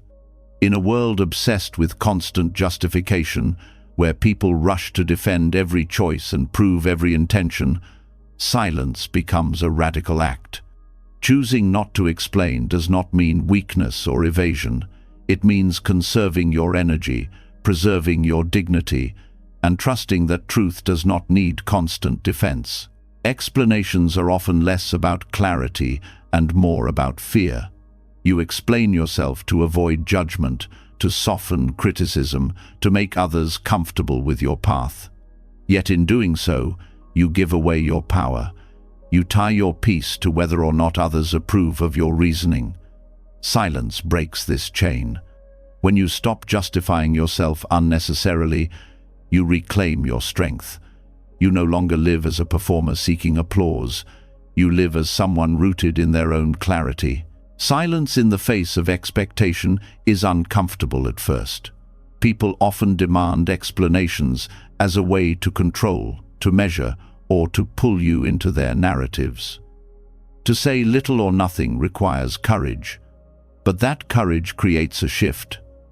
You begin to realize that not every decision needs to be explained, not every feeling needs to be defended, not every action needs to be justified. Some truths are lived, not spoken. Some dignity is preserved precisely in restraint. This does not mean dishonesty or avoidance. It means discernment. There are times when explaining is necessary, when it prevents harm, clarifies misunderstanding, or builds trust. But much of the explaining people do daily is unnecessary, draining energy without adding value. By practicing silence in these moments, you conserve your inner resources. That conservation allows you to direct your energy where it truly matters, toward growth, compassion, and presence. Not explaining yourself also reveals the power of boundaries. It communicates without words. I do not owe you my inner world. This is not cruelty, but clarity. Your thoughts, feelings, and decisions are sacred. Sharing them is a choice, not an obligation. When you stop rushing to explain, you begin to notice who respects your silence and who resists it. This teaches you about the nature of your relationships. The ones who honor your quiet are those who honor you. Choosing not to explain also deepens your relationship with trust. You trust yourself enough to stand by your decisions without external validation. You trust others enough to allow them their own perceptions, even if they misunderstand you. You trust life enough to let it unfold without controlling how everyone sees your role in it. This trust frees you from the exhausting task of constant self-defense. The practice also strengthens presence. Explanations often pull you into the past or the future, rehashing what was done, predicting how it will be received. Silence roots you in the present. You stand here, steady, not trying to rewrite the story. This steadiness is felt by others as dignity. It is the quiet strength of someone who does not need to argue their worth, because it radiates without words. Not explaining yourself is also an act of compassion toward your own mind. Each time you defend or justify, you feed the restless cycle of thought, rehearsing reasons, anticipating reactions. Silence interrupts this cycle. It gives the mind a chance to rest. Over time, you realize how much lighter life feels when you are not constantly entangled in explanations. This lightness is freedom, the freedom of living without needing to convince. This practice also prevents entanglement in unnecessary conflict. Many arguments grow not from actions themselves, but from the justifications around them. When you choose silence instead of defense, the cycle stops. The tension dissipates because there is nothing to push against. Your quiet becomes a shield, protecting both your peace and the relationship. Perhaps the most profound gift of not explaining yourself is self-respect. Each time you choose silence over unnecessary justification, you affirm that your worth is not up for debate. You treat your inner world as sacred, not something to be picked apart by every opinion. This quiet affirmation builds a deeper sense of dignity, one that no criticism can diminish and no praise can inflate. Over time, this wisdom reshapes your life. You stop oversharing with those who have not earned your trust. You stop defending choices that need no defense. You stop giving energy to conversations that only drain. Instead, you hold your silence as a form of power. Your words, when spoken, carry more weight because they are not diluted by constant justification. Your presence speaks louder than explanation ever could. This is the quiet strength of choosing not to explain. It is not stubbornness nor pride, but wisdom. It is knowing when silence says more than words, when dignity is preserved by restraint, and when energy is better spent on living your truth than defending it. And in that restraint, you discover a deeper freedom, the freedom of no longer needing to be understood by everyone because you understand yourself. When you walk through the path of silence, a pattern begins to emerge. It starts with non-resistance, dissolving conflict without struggle. It deepens into listening, hearing not only your thoughts but the truth beneath them. It unfolds into ego softening, into understanding calmer, into presence that transforms anxiety into stillness. Silence shapes your words, teaches restraint, and reveals that self-focus is not selfish but compassionate. It shows you that quiet is rebellion in a world of noise, that doing nothing can align you with synchronicity, that space itself allows life to reorder. It helps you balance self-care without falling into ego, hear the Dharma in pauses, practice detachment as love, and feel your own breath as the living sound of silence. Through silence, you rise like the lotus, untouched by the mud, unshaken by arguments, guided by the twin teachers of stillness and emptiness. You move into rhythm with life's eternal flow. Treat yourself as a temple, watch suffering dissolve in observation, sense the unseen shifts of energy, preserve your dignity by not explaining yourself, and realize that all along, silence was never emptiness. It was the ground of truth, compassion, and freedom. This is the hidden treasure Buddhism points toward. When you stop scattering your energy outward and turn inward with quiet focus, everything begins to fall into place. Not by force, not by noise, but by the natural order that silence allows.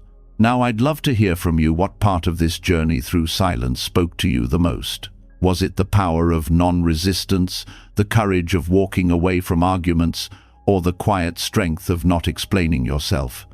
Share your reflections in the comments. I read them all. And if this teaching resonates with you, don't forget to subscribe and tap the bell so you can continue walking this path with us. More wisdom, more clarity, and more peace are waiting.